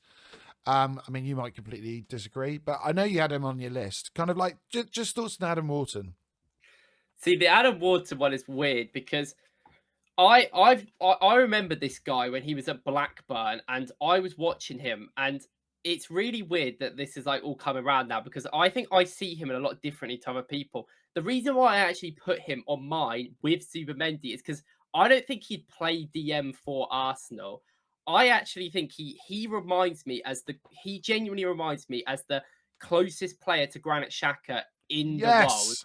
Yes. Like, and I Yes. think when he was at Blackburn, like I remember I did like a report on him, and I was speaking to loads of Blackburn fans, and they were telling me they were like, "This guy is literally Granit Xhaka." And I watched his passing, I watched how he moves on the ball. I was like, "Yes, he just reminds me of Xhaka. How he like how everything he does." And I just think like. I know this never would happen, but if Arsenal could definitely play him in that left centre mid spot if we needed to, and he'd do great running. He's very like aggressive. I love his attacking work. He usually likes to pass forward out of anything. Yeah. And he's really good runner as well off the ball. Like I think compared to Zubimendi, he's a lot more active. He'll cover a lot more ground. But that could be done in a left centre mid spot where you have Rice and DM or even Zubimendi. So I just think like I don't know like this may be a thing from like a couple of years ago. Maybe he's not really like that too much now, but I know he can do that because he has done that for years. And I just think that like I don't know. I think he's a player Arsenal could play in defensive midfield and playing less centre mid, and he'd still be great. And I think that Granit Xhaka is that sort of link we've missed, and I think that is what he could bring. Yeah, he gives you so many options, like playing a double pivot if needed. I think he's a player that you could. I genuinely think you could play either as a left eight and either as a six, and you wouldn't have a drop off at all. And that's what I love about him. But um, the likelihood of us being able to do it with the other business we need to do, I don't know. I've got two other players here. So I've got Buadi from Lille. So Yeah. about 25 mil, fantastic all rounder. Just he's someone that I think for the price, he's just a typical, like when you look at players coming out of France and you go, oh, I wish we picked him up. I think he is prime on that. And another one from Stad Reims is, and I'm going to butcher his name, Atangana. Is that Atangana from Stad Reims? Yeah. So I think he's 20 years old. Just so good, honestly. I mean, I haven't been able to watch much of him. I try to watch a lot of of Liga, but watching their games when I do see him, he controls the midfield, and I think at times he is kind of prone to like silly errors, but he plays quite like a I don't know. I think of like Roy Keane sometimes, not in terms of like the pure play, but like the passing. He plays with venom sometimes, and he's just a player that would be really interesting shout for, I would say, probably about 10 to 15 million. And it's just like like a left field. And I think it's almost like a Arsenal in the late 90s, early 2000s is that type of Wenger move. Maybe that's why I'm attracted to the move, but I think he's just a really interesting prospect. Did you have anyone else for DM that you thought about, or? I thought about Angelo Stiller from Stuttgart. He is Yeah, also a very good tempo controller. He's 23, so he's still very young. He's very good on the ball, like incredibly good on the ball. He's quite physical. I think he would be good, and he's got that typical Bundesliga thing where in the Bundesliga, I watch a lot. They don't really know. They don't really know how to defend. No one does. They don't. No one even tries to defend in that league. They all just ball watch, and it is just a mess. And he has that sort of ability to go forward. I mean, there was even like Endo is a defensive midfielder for Stuttgart, and he literally knew how to score because of it. They all do. So he has that as well. But unfortunately, I think obviously Zubimendi's going to be that defensive midfielder. So it's kind of there is other options, but I just don't think it's likely we go in for people. I mean, centre mid, Guame's a good one, but I haven't yeah, watched too much of him, and I think he doesn't even play that much for Sevilla. So like it's hard to know if he'd even be good enough for our bench. And I do think, yeah, that's the sort of aspect that we're at. But I do think, I mean, I think the market's pretty good. I think a lot of teams are going to be in for a defensive midfielder. I think City have kind of covered it now with Gonzalez, but I think Liverpool are going to buy a midfielder. So obviously there'll be a lot of movements, but I think I'm pretty happy with Zubimendi overall. I know a lot of people are quite negative on it. I don't think it's the worst choice in the world. I think it obviously it impacts the midfield a lot more to see what will happen. But I like to think with him coming in and maybe some of the other rumor players that we are going to change some considerable things next season to make them work, not just shove them in. So hopefully that'll be what yeah, happens. yeah. Right. Kind of more of a creative attacking midfielder type of thing. I mean, For me, it depends. I just feel like we need numbers in. So I know some people go, "Oh, you got Odegaard, you got Waneri," but then I don't feel comfortable with Waneri covering kind of right wing and that 10 role, especially when both Odegaard and Saka have been out for long periods. So I have got here nice, easy buy. Verts. Um, I mean, he leads in pretty much every metric this season for, essentially attacking midfielders, number 10s. Just unbelievable player. I think he would give us a different impetus in attack, especially in like quick transitions. He's someone that would receive the ball in high areas and make quick turns, quick passes, release, players like Bukayo Saka.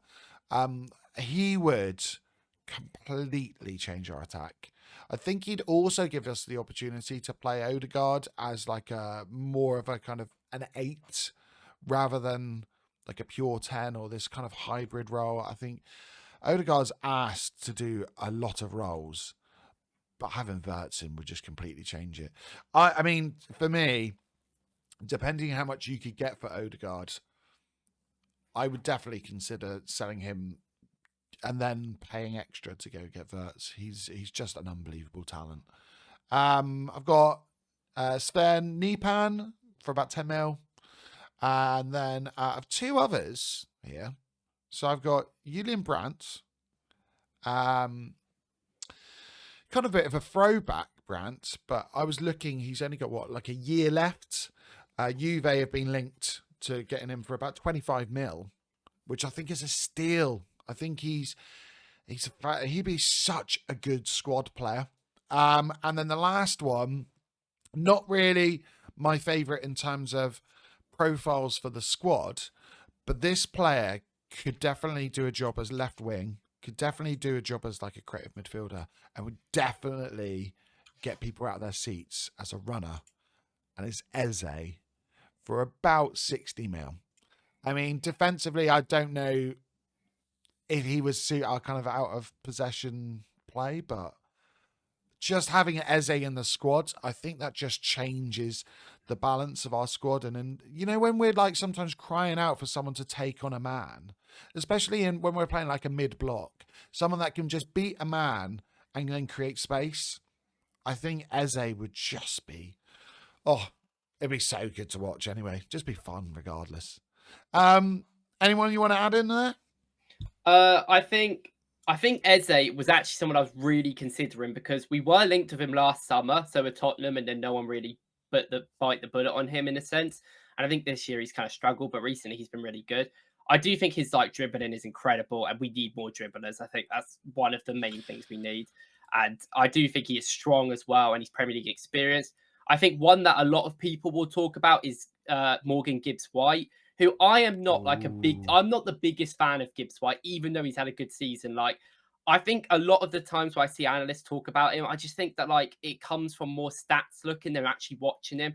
And I do think apart from this season, there's been times last year where he just doesn't really do a lot for me off the ball, especially like when his team don't have it. So that is something that like I would obviously be concerned about. And the fact that Forest spent 40 mil on him. So he's just going to cost loads. Like, in my opinion, way too much what he's worth. And I think Eze for the same price makes sense. And someone I was thinking about just now, who I was like, is more likely to happen than I think some of these, but probably not the best option, is Rayan Cherki from Lyon. Because I'm not joking. I have just changed. I've just changed mine. I swear to God, I've put him in because I suddenly thought Cherki and Larson, who we talked about earlier, before we went on, and Rodgers as well. Yeah. But yeah, I think just Cherki. I don't. Personality wise, you hear all sorts. I mean, I don't know what to believe, but I think if he's put in an environment where we seem to have a really good squad of personalities, and Arteta seems very like he has his like non-negotiables. He doesn't really sway from that kind of thing. I think for what about 20-25 mil, I think his release clause is it 25 million euros? Yeah. He is undoubtedly got like natural talent. You know, he's just someone 2-footed, unbelievable control, can take a man on, dead ball. Yeah. Yeah, sorry. I mean, I've completely interrupted you No, there, no, but it no. really made me laugh that you said No, him yeah, because it's funny how it works because I just forgot about Cherky because I mean Cherky's a weird player because I've always been quite negative on him due to some of the personality traits that he does definitely have. You just can tell by some of the things that he has done in his career. But I also just think that like there's a certain level I think where people watch compilations of Cherky or even watch him in games and you just look at this player and you're like, this guy is like world class. Why no one buying him? But there is real big drawbacks. But I actually think his drawbacks, when I was like looking into it, I think his drawbacks would actually help Arsenal kind of weirdly. I think like realistically, he is really bad out wide. Like as much as he might be okay there sometimes, he actually really struggles, especially like off the ball, on the ball, out and wide. He's not really I good don't with them want him short out wide. angles. Do you know what But I mean? Like, I that's the don't. I thing. like, That's the thing. But like obviously with Odegaard kind of like stretching out wide, I do think if we are going to sign Zubimendi, we're going to have I think we're going to move into more of a double pivot than Rice being always in that left yeah. centre mid. So I do think we need an out and out 10, a central player, which Odegaard might be better in there. I do think like it isn't. I don't think it's all wraps for him. I do think he could still be okay there. But I do think definitely having a proper 10 rather than someone who is an 8 like Odegaard would be better. And Cherky centrally is that player that can really demand. He isn't really fast and he isn't incredibly strong, but he is good in tight areas. But I do think that kind of fits with our system. I know we want to, even if we get like a Gyökeres or Williams, that will have pace in the team. Martinelli, I don't think we need too much like to change how we play now. And I Yep. do think that he is a risk. And I do think his pressing's also quite bad and his off the ball work isn't great. But if we could get a system or maybe even have him as a luxury player on the bench for 20 mil, because he would come for us for 20 Yeah, mil. He depending would on sit that on a game bench. state, chasing a Yeah. game and a knockout, you know, he'd be It so would be good, wouldn't such a he? good player to come on, like, and just give us something different. And I know he has attitude problems, but I think he'd be willing to sit on our bench. We know Leon's financial problems that they need to Yeah. sell someone, and obviously he's going to be the one that everyone wants. So maybe that will be hard to get him. But I do think there's always that thing where we should put our name in the hat. It's the same with Xavi Simons as another player that like is obviously incredible. I don't think he's been brilliant this season, but he is still a great player. And it would cost around 60 mil to get him, it looks like, which Leipzig have just come out and said, even though they just bought him. And I do think that, like, even if we don't want to pay that money in the end, and even if it becomes too much and other teams are interested, we should always like consider and put our name in the hat and talk to him at least, because I do think that's also a player that would give us what we need. I think even like, say, 12 months, you're going to recoup that money. You just will. I think for a player with that kind of talent on the ball, teams will look and go, yeah, we could take a punt on that. You know, managers will think, yeah, I can get something out of him. He reminds me of, do you remember Adele Taarabt? I mean, you might be Yeah. too young No, to I do actually, remember to yeah. Like he's got that kind of side to him that I think, oh, he would be perfect. Like I can imagine him going to like a Tottenham, to be fair. And I Yeah. can imagine loads of Spurs fans getting really excited and then him just not doing anything because he can't do anything defensively. But I think in terms of like squad building, he could be a really good buy for the amount of money on a release clause, which means it's not hard. He does actually seem like a Berta kind of signing as well. That kind Yeah. of like shrewd signing that you go, well, it's going to be an easy deal to get done. We're not going to lose money in it on the long term. Just do it. Arteta, see what you think. 12 months, we'll just sell him if need be. Right. Wingers, because we need some wingers. I will say Oh, quickly that go on. Yeah. I don't think it's likely we sign an attacking midfielder other than Japan, just because I think we'll probably trust Ethan there and maybe Dauman coming through. And I do think maybe if that is a problem in the future, you could see us maybe next summer, but I think that's not going to be something we really do, unfortunately. Interesting.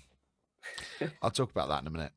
Okay, right. Wingers. I mean, I've broken them into left wingers and right wingers for some strange reason, but I think really we just need someone who can kind of play both sides. So I've got here Semenyo. I've put 50 mil, maybe a little Yeah, bit I think more, that's but fair. I think 50 mil's fair price. Mbuemo, I don't think he's a necessity, but he's definitely someone that should be on the list. He's just incredible. Again, about 50 mil. Kudus, I've put 70 mil because he's had a real downturn in form. I think Winery's had more goal involvements than him. I think Marino's definitely scored more than him this season. So, I mean, 70 mil, but like a very versatile player. Very much in the Arteta mould. We've been linked to him in the past. Wins a lot of duels. Can play right across the line. So, like, it's a really sensible buy, just depending on the money. And then I've got Barcola. So this is where it gets spicy. Nico Williams, Lookman, and Leao. Anyone else you wanted to add there? I think that there will be a certain level of. I was looking at the other day and I was like, Arsenal, I really hope we sign a big winger, like a big 50, 60 mil winger. But I also hope we sign like even a versatile option or a player that can out both sides who is cheaper. So do think I feel like this is unlikely because of just like who we are as a club. But there is options out there. Like we've been linked with Chuck Wasey before. He plays Milan. I don't really like him, but for 20, 15 mil, I don't think he's that bad. I think he's better than Sterling. So that's a start. I think like Conceição from Juventus. I know that like he just joined Juventus last year, but they clearly prefer Yildiz and their other wingers. And I just think he is such an electric right winger that just runs at players that could just be so impactful. But his dad is a dickhead, so I don't really like. So I don't know how Arteta would feel about that one.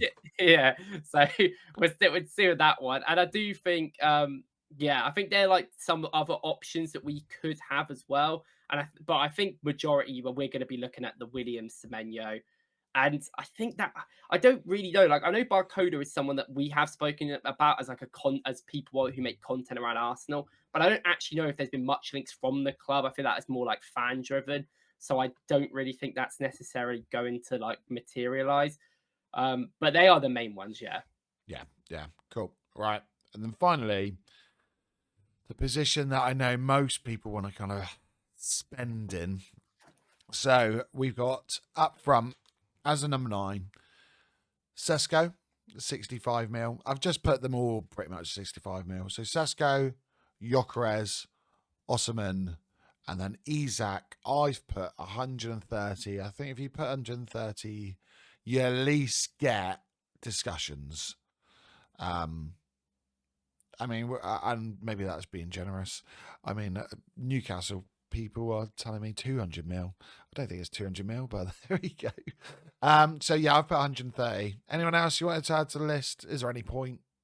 I think, that's probably about it. I think there's outside shouts for Samu, who plays for Porto, potentially, but Etikite Ekitike, yeah. And I know that Ornstein did say last week that he hasn't actually heard Arsenal talk about him, and I actually think there's quite a lot of drawbacks to him, so it makes sense. But yeah, I also don't like the Stuttgart curse.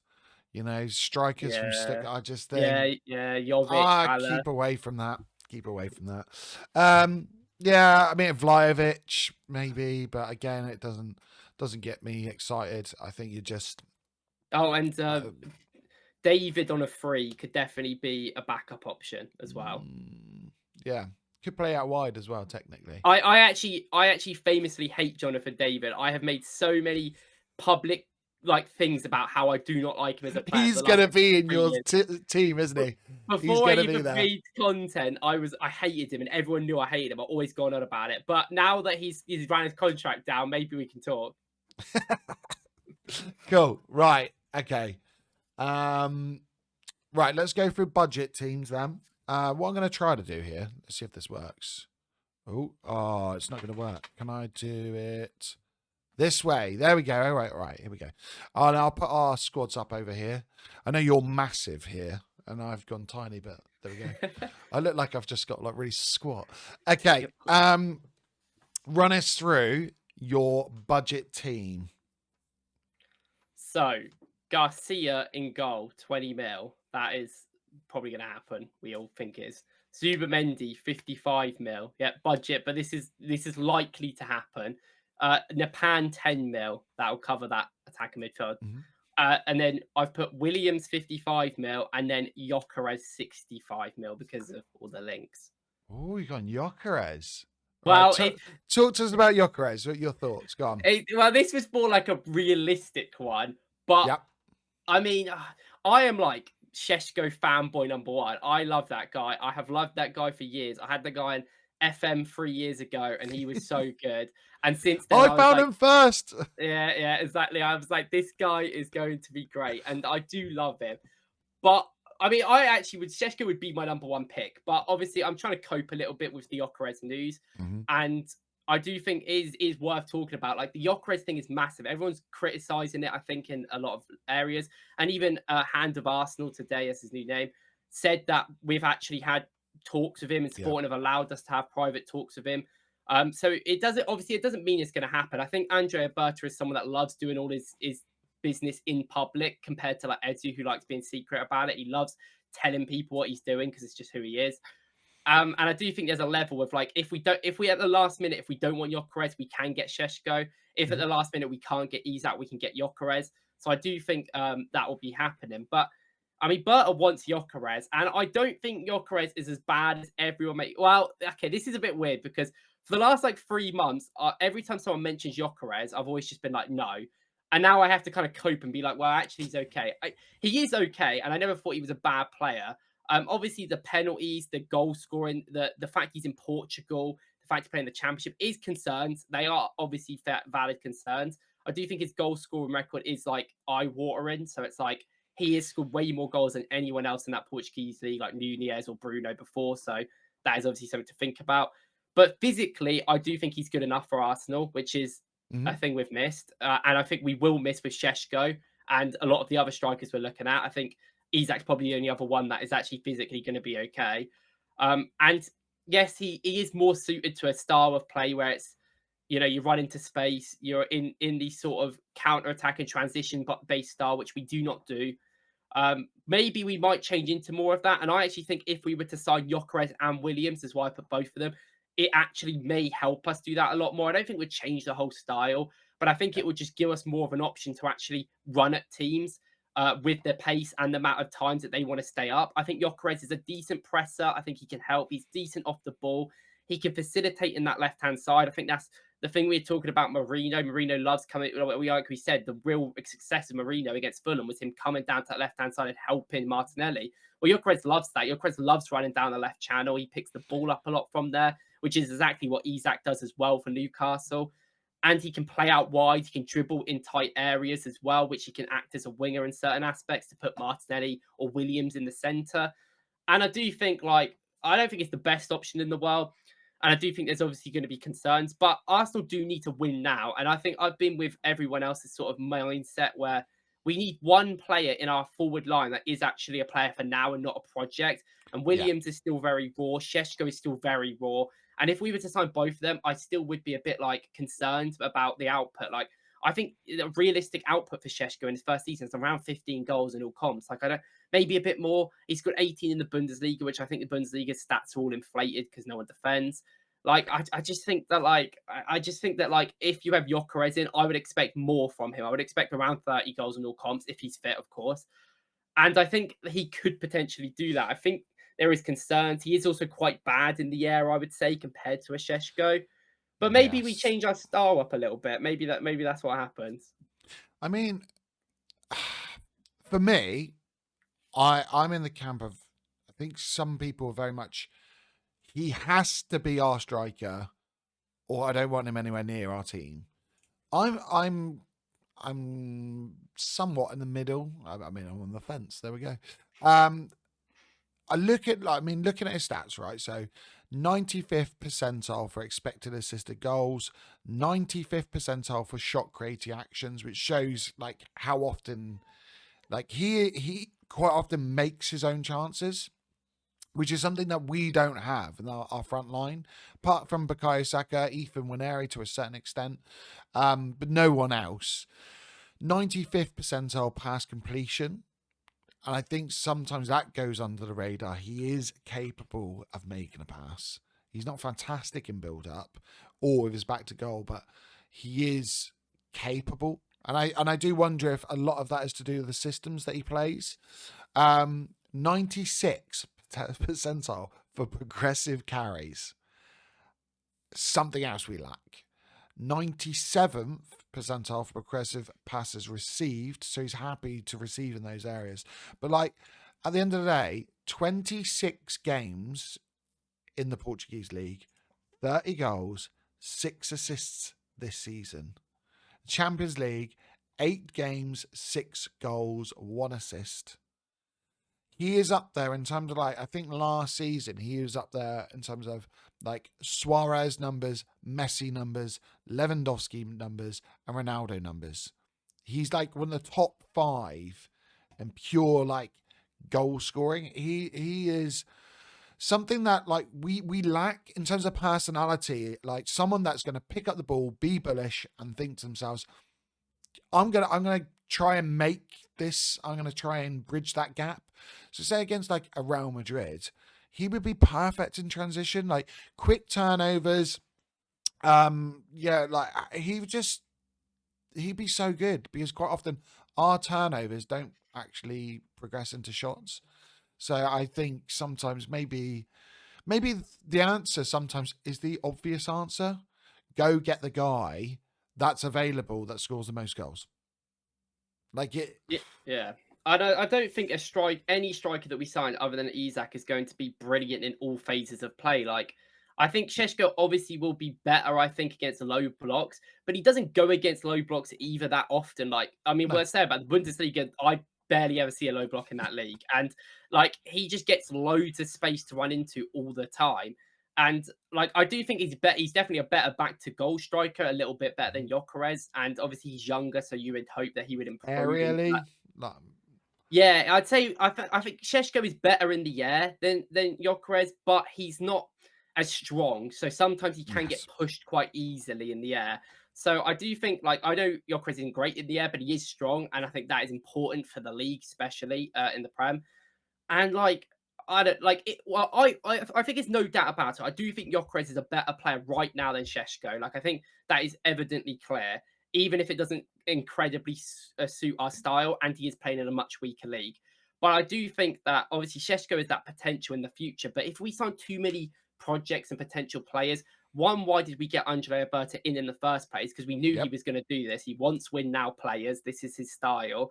And why are we like, I don't know, like, do we want to win the league in the next 2 years? Which is like, I said in one of my videos, is my realistic, like, expertise. Like, I expect us to be winning the league within the next 2 years. I expect it probably to be this year as well. But I think that's a relatively fine, like, expectation to have right now with this team. And if they don't do that, then we've got to look at like, do we need all these project signings? And we love Williams. We love Williams. And if we do love Williams, and I like Williams a lot more than a lot of people, then go and get Williams then. But then we might just have to buy Gyökeres if we can't get Isak. It's the messaging that it sends to the fans and the players. Like, I don't think any fan, regardless of like, I mean, I talk to Alex from the Different Knock, obviously, like quite often. He's against the signing in terms of like it's not the right profile for the club. That's how he feels. However, I know that if we buy him, one, he won't want him to fail, but two, he's even like people like that who really believe he's not the right signing would still look at it and go, all right, we've matched the release clause, we've gone and got one of the best goal scorers in Europe. It could work, and I think the players will look the same. I think we're trying to renew contracts for players like Saka and Saliba, and I think one of the big ways that you do that is you send a statement to them through the transfer window. The last transfer window essentially sent a statement to people like Declan Rice, who came out and said, we've got Tierney at left wing, we need to do something. That right there said, we are not ambitious. Getting Mberta, getting in a player like Gyökeres does the opposite. It makes players go, all right, it might not be who we thought we were going to get, and it might not be the kind of player that we thought we need in this system, but we could win something with this guy. And Yeah. we've previously seen, we went from Jesus to Havertz. They are very different players. we have changed our systems. So I don't think Arteta. I don't think he's incapable of doing it. You know, I think he's got the capability, he's got the tactical nous of changing a system or using him in the right way. And maybe it's using him in the right game states as well. Sometimes maybe you play a Havertz and you leave him out. Maybe sometimes you do play a Gyökeres, and we don't look at it so much as he is our number 9. That's the only way we play. Maybe you play with both. Well, is there room for a... Yeah, I mean there is. This is it's interesting you say, because I was literally going to say the same thing. Like, it doesn't. We still have Havertz. Like, if there's certain game states that aren't working, we can just play Havertz up front, which I think is still a decent option. But it's sometimes when you need that finisher, and he is a finisher. He's way better. He's got a way better shot selection.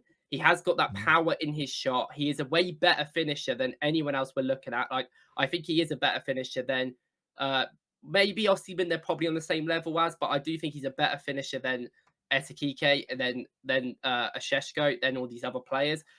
By far, he has so much shot power, which is we've needed power in our shots. We need people that can ball strike very well, which is what he has. And it's that threat, like I said it in my videos, but the ability to be able to shoot from outside the box, which is something Šeško has as well, and Isak and everyone. But we just need that to give that threat to the other teams. And I do think it's all about ambition at the end of the day. And I think a lot of the fans, we've all been all our signs have been very specific of the roles that they play for Arsenal. And even now it's the same, but I think we can have a little bit more freedom. I think Bert is coming in with a different look at things, which is what we all said we wanted. And he wants these players. He's come in and gone, I want Gyökeres, because he believes that he is good enough. And I think there's a certain level of we have to trust him. And I do the more I thought about the signing, the less I hate it.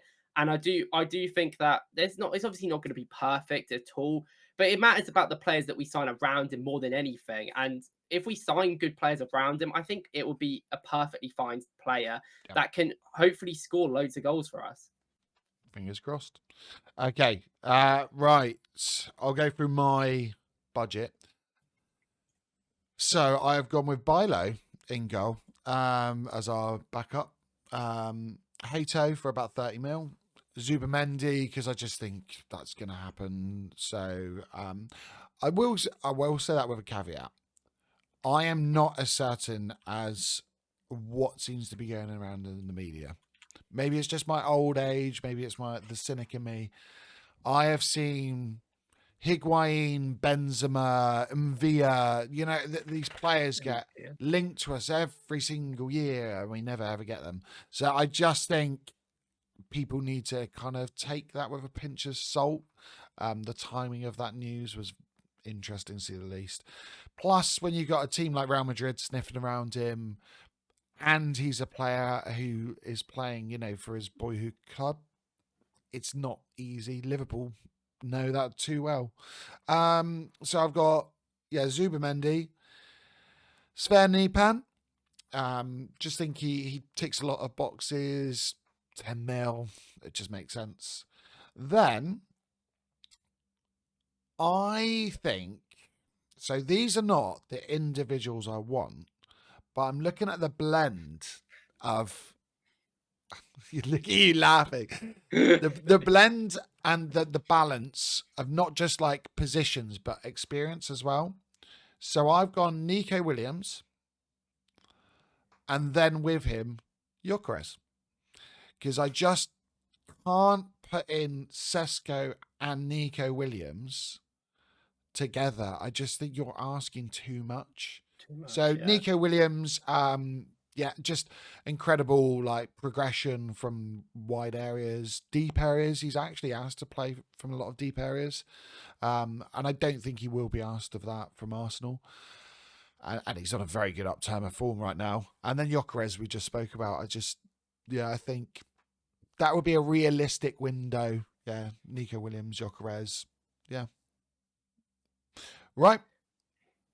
Let's go on our mad ones now. To be fair, I could have gone more mental as well.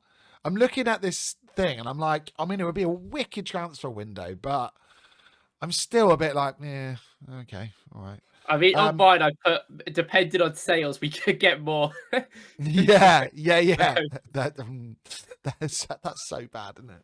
All right, go on, go for it, mate. Go for it. So mine doesn't differentiate too much, I think, from mine, but it's just more players and it's just more substance. Obviously Yeah. Garcia makes sense. We spoke about him. De Cooper spoke about him. I just think left back overlapping. Zubimendi is in there. Would I really want Zubimendi in an ideal world? I think I probably still would, but I really struggle to make predictions of things when I kind of have a feeling they're going to happen. So Yeah. I kind of have to put him in. It's the same reason why Williams is in for me, and he has been for like a year because I just think he is going to sign. Like, I know it might be a bit deluded. Maybe he won't, but I just think he will. And I actually am glad that the Arsenal fan base has kind of shifted a little bit more in the last couple of weeks to sort of understand why Williams is a good player for us. Because before everyone was going on about Semenyo, who I've said multiple times, I think is a better option. But I actually think Williams is really good and I think he'd be great for us. So I'm not really too against that. Obviously, the money is whatever.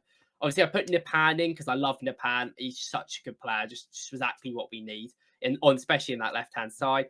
I have put Wharton in there because for 55 mil because of mostly because I think he's Grant Xhaka and I just want Grant Xhaka back. I mean, I was happy when Grant Xhaka left, to be fair, but a new Grant Xhaka would be good, I think, in there. It just give us much more options, I think. And I've put Benjamin Šeško in there because as much as I think there is some drawbacks to him, as much as I think there is definitely some weaknesses that are going to be very bad if he does sign for us for a while, he is my favourite player. I've loved him for years. I would love to see him play for Arsenal. And I think he is massive. He's 6'5". That alone makes me want to sign him, to be honest. And then the only other option I've got is David on a free because I just think I know that the problem is he is a free, and I know there's already like 30 clubs that want him because he's very smart and he knew he was probably not good enough to start for a big team. So he ran down his contract so everyone in the world wanted him. And like, it's actually a very good thinking because for years he was linked to people like West Ham, Crystal Palace, Villa, like when they were not as good. And I've always thought that is maybe his level, and that's fair. But I think he thought he wants to play for bigger teams. So it makes sense to run down his contract. He's done a brilliant job. And he still scores a lot of goals. I think his goal scoring record is way more concerning than Gyökeres, even if it is in a quote unquote better league. But I don't really know if Ligue 1 is better. I mean, it is overall better, but there's some problems with it. But obviously, a lot of his goals are just like, in my eyes, tap-ins. He is good in the box, but he's not incredible. He's efficient, I guess, in the 6-yard box, more importantly, and he gets into good areas. But his overall play has been like, it was really bad for a few years, but actually in the last couple of years, he's been really good at drifting out wide and setting up players. And I think that's quite important. But I don't think he's strong enough. I don't think he's entirely very quick either. And I do think that he scores a lot of pens. He scores like 11 pens a season. He scores like 20 goals. Like nearly, I think one season he scored like 24 goals and 12 of them were pens or something. And he didn't score for 4 months, and then he got like 3 pens in 2 games and scored and started his goal scoring I form. mean, it is a skill. I think Gyökeres has It is a literally thing. just scored another pen. Yeah, it is a thing, but like for Arsenal, they're obviously probably not going to take him. That's Yeah, what exactly. I'm thinking. And I do think there's a certain level, like Gyökeres actually wins a lot of his pens, but given the moments he's in, it makes sense because he's on the break. He's in a 1v1. They're going to bring him down more than ever. So that's kind of my thinking with that. But I think for a free, like put your name in the hat, like just try and get David. I mean, in an ideal world, realistically, I would probably take out Wharton, maybe consider putting an attacking midfielder in if we're already getting Zubimendi. And not that isn't Nipan, who I do think might be that player. But I also want to just see. I also don't think we'll do it, and I also just want to see Ethan play like a lot next season in attacking midfield. I think is the main thing. Yeah, what a summer that be. Could you imagine? Oh, The amount of videos I'd have to do on like signings, I mean, like, every week. so I presume Jorginho and Partey would be leaving in that window. Yeah, I think. Well, unfortunately, I love Jorginho. I would love him to stay, but it does look like he's going to leave. Yeah. Right. Do you know what? As you're talking, I start going, I think I've done this wrong. I think I need to change it. So I'll go through what I had originally, and then what I'll do is over here, I'll start crossing them out, and I'll put what I think my new one is. Right. So here we go. I've got Garcia in goal. The number 2 again. I've gone with Kerkez as a left back. Zubimendi, because although I prefer Wharton, I just think for the price and the likelihood, Zubimendi. I've put in Buadi. because I think you would then get. This is on the kind of remit of Partey and Jorginho leaving. I can have Zubimendi as more of a an experienced player there, and then we've got someone that can kind of take over the mantle in years to come.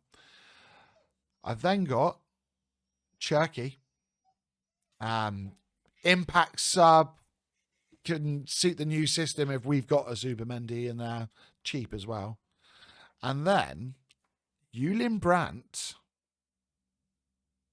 Because I've got money left over, so why not? And then finally, the kind of the big signings, I guess. I mean, maybe that's a bit harsh on Zubimendi, but I've gone with Semenyo because he can play both sides. He's just vicious. I love the way he plays. Loves Arsenal as well, Arsenal fan. So I think maybe that's part of it. But yeah, he just drives the ball, and I think that would be so interesting for us. It's something we really, really like. And then finally, Sesko to round it out, linked to the club. I think he is a better profile than Gyökeres, and I think that mixture of having a Sesko coming in from outside of the league, Semenyo being more of a kind of an established player, so which is kind of like the flip.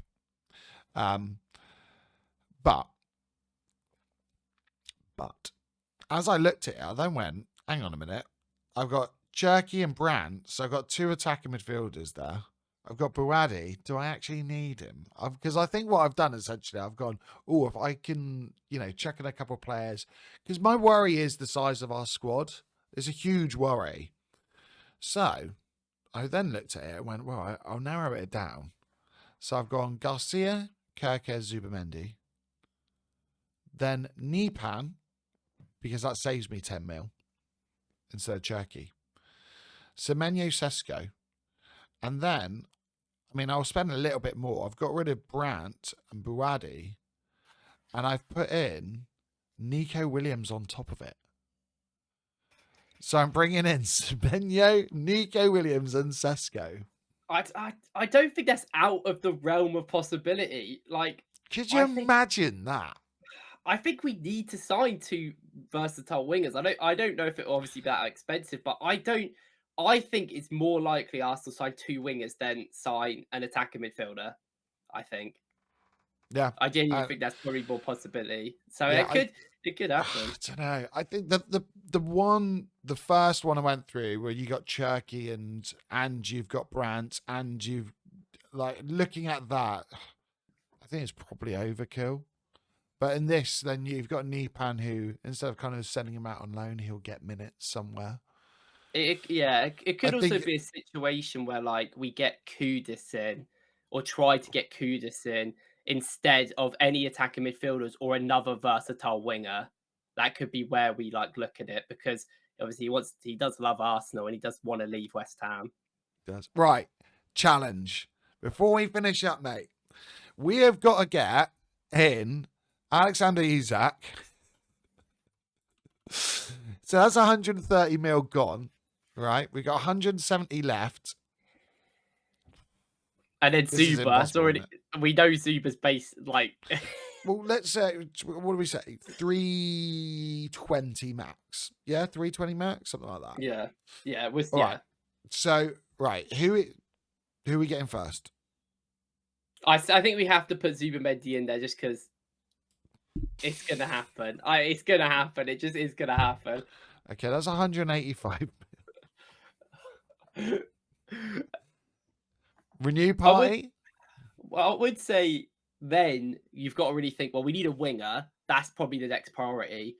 And then after that, I would say everything else is secondary. Okay, so what we got Nico Williams for about 55 mil. Possibly are those rumours it's 50 mil with the release clause, but say 55. Lookman, I think his release clause, I don't know if it's available this summer actually, but 47 mil.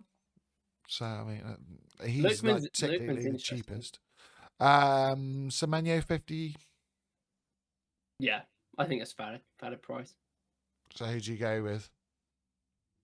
I Semenyo? think I think for our team, Williams fits the best tactically, and if we are gonna, but then if we get, say if this is the Isak situation, we don't need a winger that fits us perfectly. Like we've already got Isak, so I mean we could get I anyone to be honest if we got Isak. I think it would.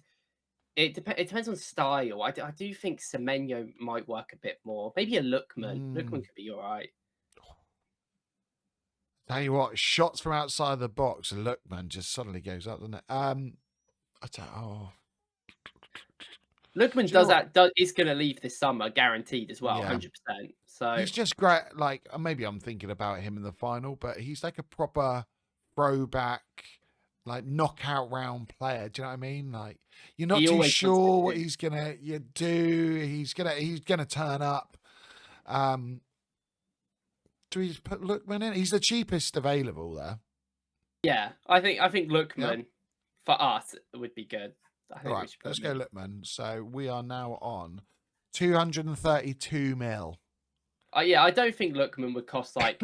I think he'd cost around that because he is good. Like he fell out with Gasparini. Like I'm pretty sure he's probably Mm. like they'll probably try and get rid of him. I mean, for our kind of budget, I mean, it's not a budget, is it? That's already it. Well, That's great summer. no goalkeeper. So you're looking at say 250, and this is the thing when people are going, oh well, yeah, we'll go get Isak. It's not Yeah, as simple as that because of the way that we've left our windows. That January transfer window, in some respects, has allowed us, the kind of wiggle room to go and get an Isak, but it also means that we have more work to do. yeah. It, So, it's it's this thing, isn't it? It's like when people were saying like about Watkins, and I think within that month of January, I was very much like, yeah, get Watkins. But I think as soon as that ended, February 4th, I was just like, it's whatever. Like we yeah, should never look at him again. He's 29. I've seen people even speak about it recently, like, oh, he should be considered. I'm like, not at his age. He's also like, I don't know what we want from him, but like he's a really good progressive runner and a really good presser, which is great for us. But we have that with Havertz already. Like Watkins is a better finisher than Havertz, but he hasn't been a better finisher this season. He's been really poor in front of goal. So it's like he's 30. You know what you're going to get with him. Is it really like it's going to cost like 50 mil to get him or whatever? Probably maybe a bit cheaper now in the summer, 35, 40. But I just still think it's just not worth it. Like, no, I think you're right. I think about 50. I think yeah, because it's just I now just not Villa worth it. can't really afford to sell him as well. That's the problem. So Yeah, they and can stand on that price. they've got to pay like 6 million billion dollars to get Rashford permanently in on his wages. And I just think Watkins to me was Mm. a brilliant January like opportunity, which got like we didn't even go out our way to try and get Watkins. They literally offered him to us. His agent offered him to us because of the situation. So it's just kind of like, no, I'm not really that high. I am high on Watkins as a player, but not in this squad for that. And like, you might as well just get Isak if you're going to do that, really. I think yeah, getting Isak in. So we need a number two, and let's be honest, it would be Garcia, wouldn't it? It'd we have we to be Garcia. If we did this, we could easily just keep Hine as our number two. Because something I've been saying for a while now that it's like if we can't get Garcia and our money's a bit stretched, we could just keep Hine as a number two. He has played a season in the league now, bar being the worst team in the league, and they were like 15 points, but he has actually been good for them. And I do think that like, do you want him in the Prem? No. Is he good enough in the cups? Probably, yeah. Mm. And then you could wait maybe for Setford to get better, get him on a few loans. Probably not the best. It's not the great solution, which I think is one of the reasons we need Garcia. But if we are getting Isak, let's say, I think that's something that they probably would do. I wonder if we can do a deal like the loan, and then buy him at the end of the season to defer Yeah, funds. yeah. Maybe that's how you do it, but looking at so Isak, Zubamendi, Lookman, and Garcia is 257. And this is the problem. Like, I just getting an Isak, it causes so many headaches because there's only four players through the door.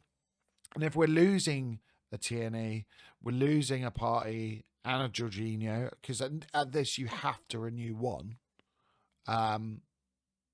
I think you're almost giving yourself even more problems. I know, like, the ceiling is raised by having in Isak, but does Zubimendi really raise the bar that much? Yeah, I Arguable. think I love I him as a think this is Jorginho replacement, but yeah. I don't, I think this I is don't where know. we look at more frees, to be honest, and I do think Arsenal should look at more cheaper Okay, frees so we can get anyway. in David on a free. We can We get could David get in a like, free. I mean, I don't think it's likely, but we have had conversations with Sane. I know it'd be on high wages, but I think our wage bill Yeah, will actually be our wage bill that's is a not something really good shout. that really concerns me. But yeah, like that could be we could easily do something like that. Okay, so we're going Sane on a free. We're getting David in a free as well. We're loving the frees. To be Let's go. fair, Bert has got good track record with signings like this. You look at the Suarez deals. It's also more like Arsenal need to buy a lot of players this summer, but do I actually deep down believe Arsenal are going to go out there and buy like 7 players? No, we buy like 3 a summer and call it quits. Like I don't know, like maybe they do just want to buy Isak and then buy like 2 players and then call it a day. Surely we have to get someone from Atletico Madrid. Surely. Maybe they're a bit Do you know what I expensive. mean? Like, it's almost like that statement. Oh yeah, I'm bringing a player across with me. You know how managers always do it. So let's take someone.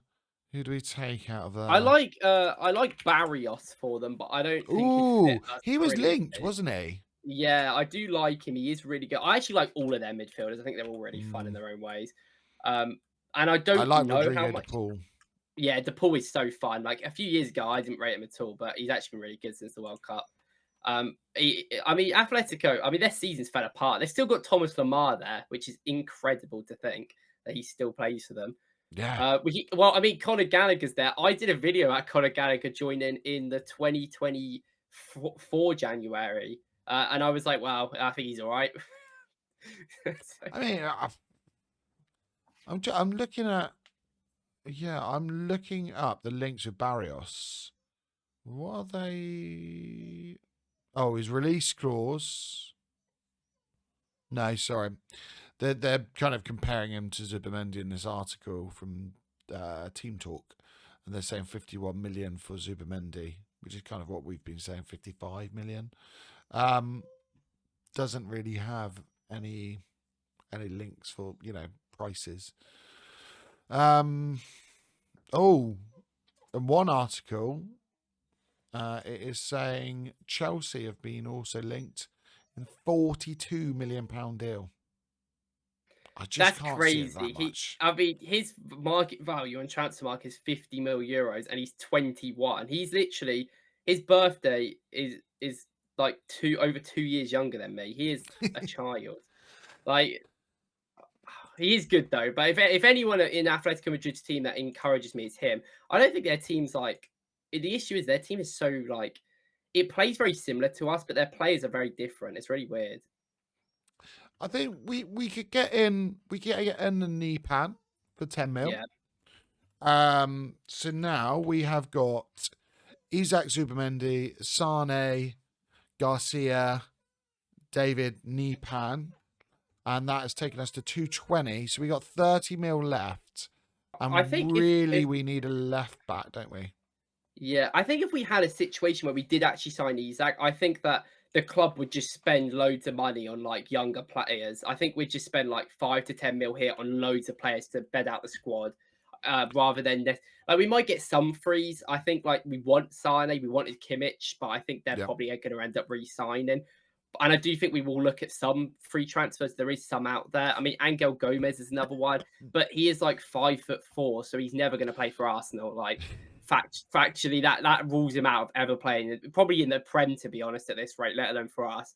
So I do think we'll, but I think yeah. I mean, this is something we need to do. Like obviously I wouldn't be against us signing Isak. I'm more against it than I'd say for it because of the reasons we spoke about. But I think that like there's so many good youngsters that we can buy, like even like Buda B, who we were talking about, like just get him in for like 15, 20 mil. He's a great talent. Like I know we did it with Guendouzi, but and Guendouzi was actually like relatively good before he lost his head Yeah. and his attitude issues. And I know Arteta doesn't like attitude issues players, but sometimes if they're so good, then it's just worth having a punt on them. Yeah, exactly. I think if anything, this has basically told us that deal is Well, because we're not very unlikely. unless we keep Vieira as well, but like I just don't see that being likely either at this point. No, yeah, I think renewals. Don't be surprised if Party renews. Yeah. Possibly Jorginho. I know that there are like some kind of links saying that he might stay. It looks like Jorginho is done to Flamengo. Is it I Flamengo? think. Yeah. Yeah, I think that we wanted him to stay, and he's not going to. But I think Party hasn't been contacted to stay yet, but he is a person that could be contacted if need to be, if we need to. But I do find it like, are we going to pay a 30-year-old Party who's already struggling 300 grand a week? I find that very unlike Arsenal to do. So maybe not. Yeah. I don't really know what to say of that. Don't really know what to say. That's kind of made me depressed. Summer. I want Isak. I want him. I want Isak. I want Barcola. I want Nico Williams as well. Give me Wharton on top of Zubamendi. Let's just tell Kimmich not to re-sign. He can come as well. It'll be fine. It'll be fine. Let's get Oblak. I want Oblak as our backup. Just as a statement. I think there will be like, I mean, Arsenal always could just throw a spanner in the works. We know what this team's like. I mean, when Havertz was signed, that was the most like out of nowhere thing ever, and I never even considered him for Arsenal before that. So, I mean, hopefully there's some surprises. If there's not, I mean, if we just make loads of signings, I'll be happy because I'm sure that they'll be good enough. Yeah, definitely. If you are still watching after 2 hours, mate, we've been chatting. 2 hours, Jesus. If you are still watching, tell us what you think of the teams, which one you would go for. So tell us, which budget team and which kind of, what we calling it, the unprecedented teams. Let's go with that. Which one you would choose. Mate, always a pleasure. What we chatting about next week? What we got? Well, I guess the Real Madrid game. Yeah, we've got the Everton and Real Madrid game. I'm dreading that. I am. And hopefully probably more links to like 800 other players because Angio Berta is like going crazy. Yeah, we'll talk Real Madrid. We'll the game, the Brentford game will literally be out the next day, so maybe do a little preview of that one. And hopefully we'll know which team was better. I'm just gonna essentially say it was mine. So do you want to plug your channel, mate? I mean, it's there. We know it, but go on, plug it. Plug your Twitter, your X, and WoklzFootball on YouTube, Woklz YT on Twitter. You know how it is. You know how it is. And if you haven't done so, make sure you subscribe to this channel. Make sure you go on all the social medias for both of us, and we will catch you next week. After a Real Madrid win. Oh, hang on. No. Prediction. Madrid. We'll scrap the Everton one. Yeah, I was going to say, I'll go 1-0. No, I won't go 1-0. I'll go 2-1. Oh. I'm going to go. The problem is I don't think we're going to win. So 1-1. I'm just hoping we've got Timber fit. We've got someone else back instead of Calafiori. Instead of Kivior. Give me Calafiori or watch Kivior play and do an absolute masterclass. It'd be the best part. He will, won't he? He'll do like do you remember like Rob Holding and Mertesacker in defence? Yeah, Mertesacker, it was awful. And then they play like at Wembley and just turn into like Maldini. Yeah. So that's going to be Kivior. Yeah, call it now. Kivior masterclass. He's going to play some 70-yard ball, and we're all going to be saying, you know what? He's going to score a hat trick from corners. Can't wait. It's going to happen. There we have it. Kivior masterclass. We'll catch you next week. Cheers now.